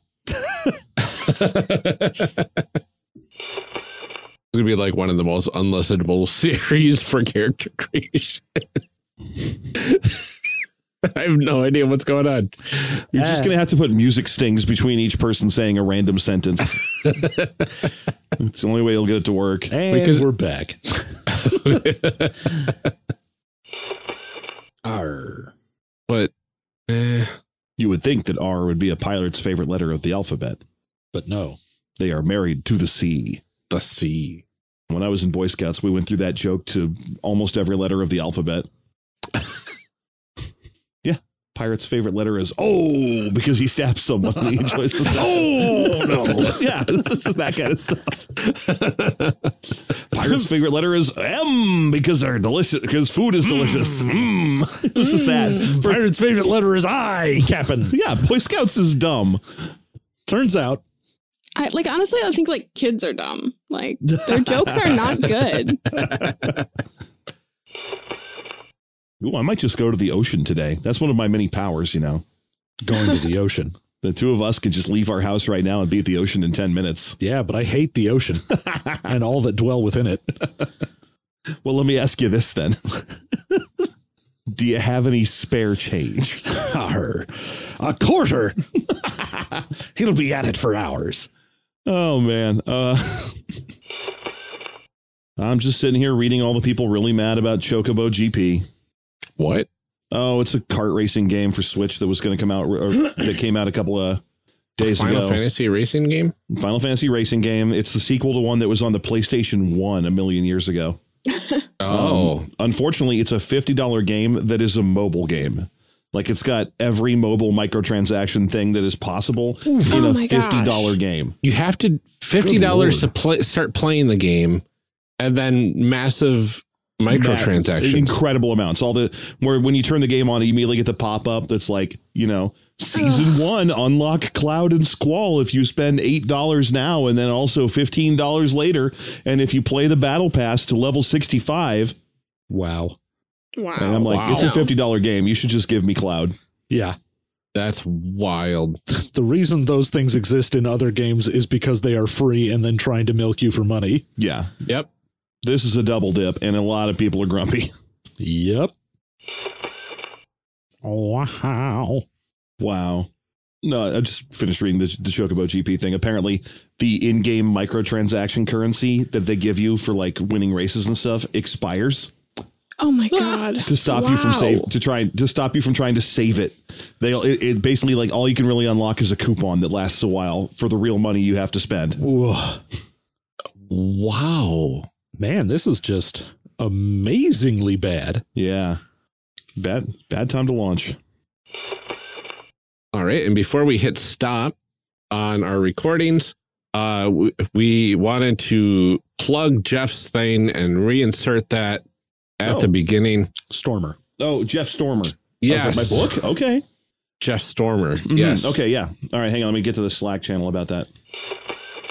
All right. Now we can press stop for this portion of the recording. 3.5 hours. Here we go. Oh, yeah. First recorded waveforms in my new studio. Oh my God, your new studio makes you sound like a robot. Oh no. Oh no. Back to the drawing board. Tear it down. Tear it down. Oh, I am peeking like nobody's business. Taken out of context. Brian, this is a family-friendly podcast. I didn't capture genuine laughter when I was testing it. So how do I know if I wasn't peeking? Ha ha ha. That was it. Ha, ha, ha, ha. Oh. That's okay. I like peeked way up. I was doing ha ha.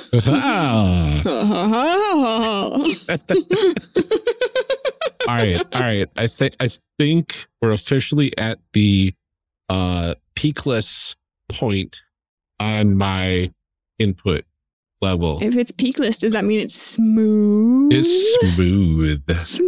Smooth. It is not the jagged waveform. The waveforms are like my ball.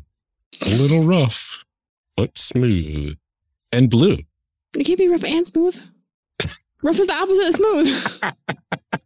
Well, it's like rough on a like macro level, but on a micro level, nice and smooth. Yeah, for sure. That's science. Science. All right. Well, I've got waveforms. They are blue, just like my walls. Cool. But not. What color are your walls, Ryan? Waveform blue? No. Gosh. I would call them Audacity waveform blue.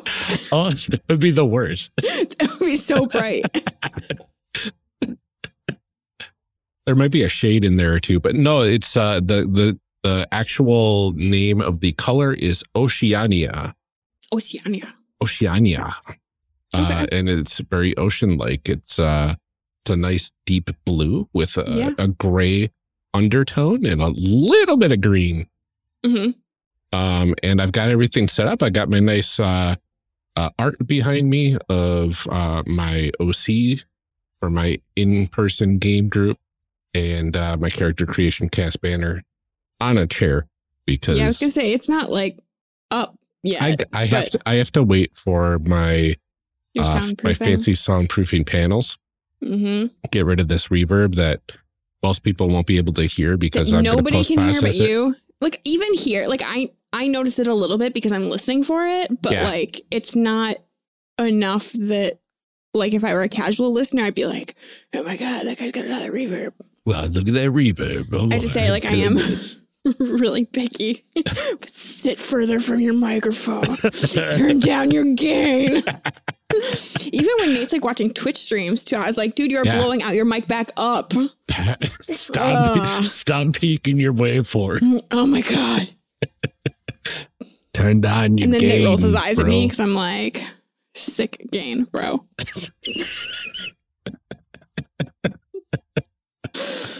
Anyway, podcast. Okay. I will do a 5 count and then we will go. Oh, fashion. Somebody just turned off the lights. Yeah, I see that. You're like in the dark there.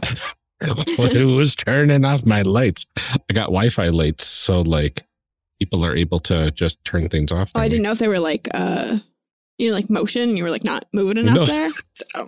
No, it's all Wi-Fi, baby.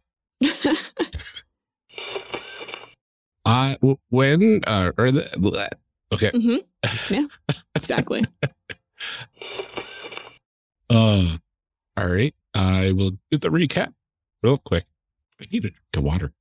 I'm like super thirsty lately. Delicious. Water.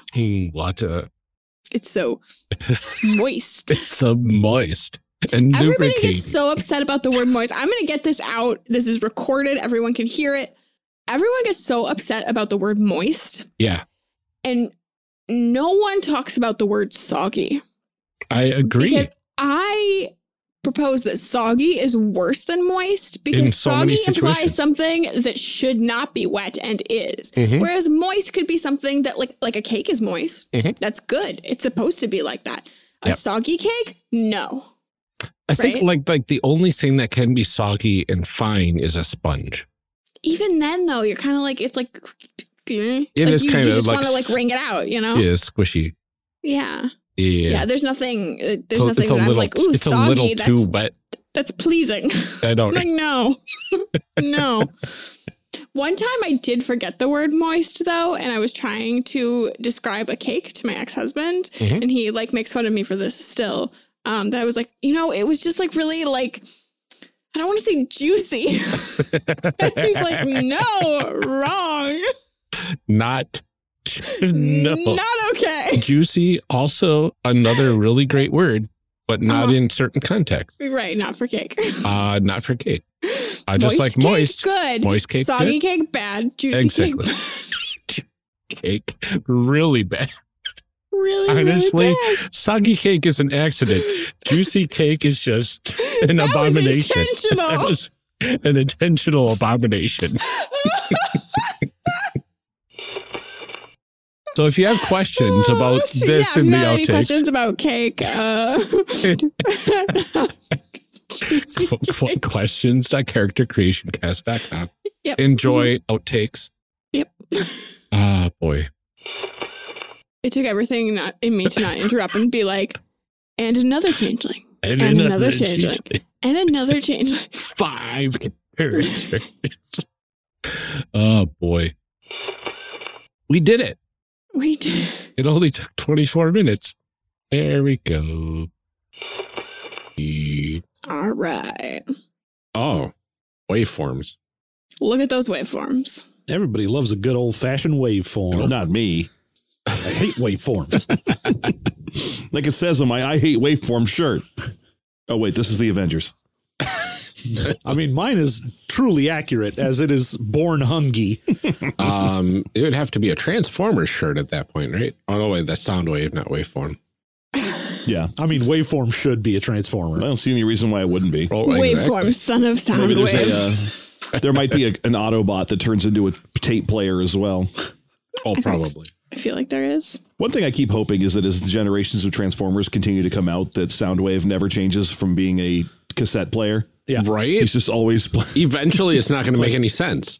Look, I turned into a boombox and I'm done. Yeah, I picked cassette player. It's not my fault your planet is evolving rapidly on tech fronts. Tapes are coming around again. Is it, though? No. It doesn't matter because he's like... I'm a robot. Yeah, his tapes aren't even tapes. They turn into like little vultures and stuff. Because, I mean, like vinyl appears to be like kind of eternal at this point for some reason. But how come there isn't a vinyl transformer then? One that turns into a cool record player. Oh, because then it would just be skipping all the time when he's moving around. Plus, you'd be an insufferable hipster. Yeah. I had to buy a CD player last week because my kids went to the library to check out audiobooks and they come on CD and we're like, we don't have a CD player. Like nothing plays CDs anymore. It's true. All my computers don't have any kind of drive now. No, well, and both my kids have Chromebooks for school. So it's like those don't do anything. Yeah. I don't have any drive either. Yeah, no, I know you don't. You were born hungy. Born hungy. Oh. It's my best shirt. I love this shirt. It makes me happy. All right, let's do this. All right. I'll do a 5 count and then we will born hungry. get going. Amazing. It's such a, I wore my Spider-Man shirt because it's my one like Marvel shirt, like the Spider-Man Da Vinci. Nice. I'm 1/8 Spider-Man. There you go. Or however. On my mother's side. I don't know. I think it's 1, 2, 3, 4, 5, 6. Yeah, there's 7. There's eight Avenger types on there. Yeah, except for one of them is Ghost Rider, who is not an Avenger. I think he's been an Avenger. Everyone's been an Avenger. Yeah, that's all this is. It's all that matters. I mean, Spider-Man's fairly rarely an Avenger himself. I mean, he's part of the New Avengers. He is a core founding member of the New Avengers. When the New is Avengers. Nicolas Cage going to be in the MCU? That's all I care about. Probably sooner than you think, but probably not in a role that it's going to be. He'll be like a villain who's Better just be a human Ghost or something. Rider. Oh, he'll not take gonna be the Ghost Rider, place of yeah. the Ghost Rider that's on a horse from his movie. There you go. The Sam Elliott Ghost Rider. Yeah. I know there's already a Ghost Rider in the MCU technically through the TV series. Yeah, but Agents that of doesn't S.H.I.E.L.D. don't count. Shield doesn't. No I one thought counts Agents. Shield was canon. For No, it MCU. was a Shield. one-way. It was a one-way flow. It could pretend it was part of the MCU, but the MCU was never going to pretend that Agents of S.H.I.E.L.D. was a part of it. And the last season of Agents of S.H.I.E.L.D. basically went, nah, JK, we don't exist. Yeah, they went on their own little world tangent. They did a time travel thing, Yeah. so now they're like, yeah, we wrote ourselves out of Did existence. I even finish the series? I don't think I did, but I know I got to that time travel nonsense and the end of the world sort of thing. But either way, like I think Agent Carter is the only one of those shows that was actually canon. I liked that Interesting. show. Because the butler from it showed up in Endgame. oh yeah, that's right. Mm-hmm. There you have it. All right, Marvel. Okay, so I'm going to do a 5 count and then we're going to... We're technically we were on topic a little bit. Okay. Ooh, time. I was 4 when this game was released. I was not born yet. Well, at least I was 4 for the first version of this game. Yeah. That's something. I was 2. I was a wee baby. You were a baby. You were born hungry. I was born hungry. All right. Yay. We can stop our recording. Oh, yeah. Right. I can do that. I'm just sitting here looking at this book. I haven't really flipped through it yet. Oh, It is awesome. It's the least healthy thing you could possibly make. It's yeah. Clicky. Hey. I did it. Hey, clicky. Hey, clicky. I did some temporary adjustments to my studio. Mm-hmm. I have a large blanket up on one of the walls. Mm-hmm. I literally put a rolled up rug in the corner of the wall and then draped a blanket from that to an ironing board. Nice. And that got rid of, I'd say, about half my reverb Okay. just with that. And then some other stuff that's going on over here. I keep thinking about how can I drape something nicely in this corner here? How can I to make it not look like garbage though, because it's, because I have to look at it all day. Yep. So I don't know. I haven't really. Oh, you could do one of those tent things where it's like a pole up in the corner and then it could drape down to some other supports along either side of the wall. And then you would have this like a little canopy over my desk. Yeah. That would feel like a little office princess. Exactly. Yeah. It would look pretty sweet, I think. I don't know. It would have to be a thick enough blanket. Well, I mean, there's that. And then there's also the fact that right here is a closet door. So there's not really room for anything to go on the side of this side of the desk. Fair enough. Because there's a door right there that the desk bumps right up again. The door can't even close all the way because the desk is right there. Yeah. It's just a hair too big. Yeah. But I mean, you could also have a princess desk. So I could. I have a bulletin board and stuff right here. And I've got stuff up on the wall here to kind of, make it a little less. But it's just that corner. Yeah. So just a little princess drape. Yeah. Might as well. Yeah. I mean, almost it would be better if I just turned this way and didn't talk into the corner probably, but it's fine. It's where the desk is. It's not that bad. It's where the desk is. So it is. It's true. Okay. At the very least, my panels will be here before the next recording. That's exciting. And I'm very excited about that. And then I just have work to do to get them on the walls. And then I shall post pictures everywhere because it's been a long time coming. Yeah. Very We've worked cool. hard for it. Yeah, absolutely. Cold open. I feel low on energy today, but me too.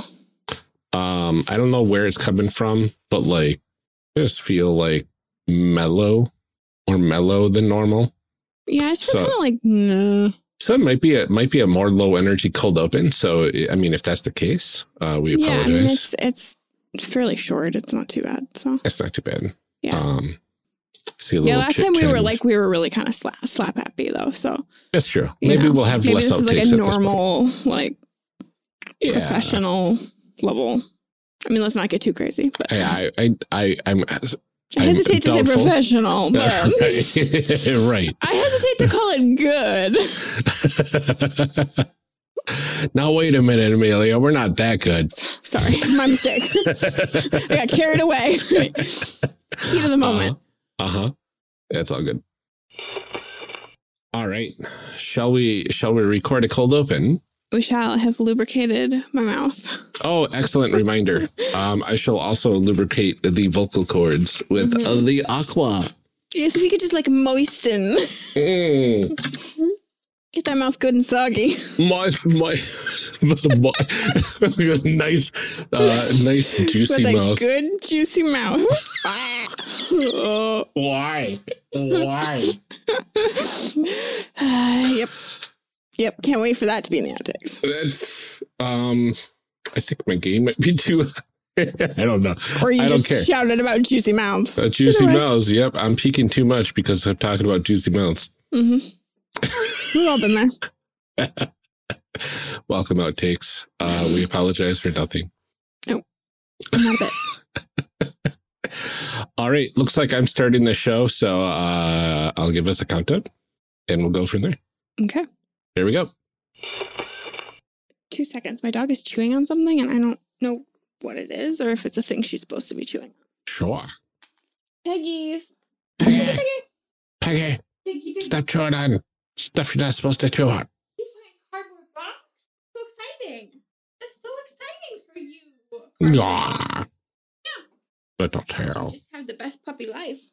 Get to destroy cardboard whenever you want. Aw, little cardboard Peggy. Pretty great. This thing will not.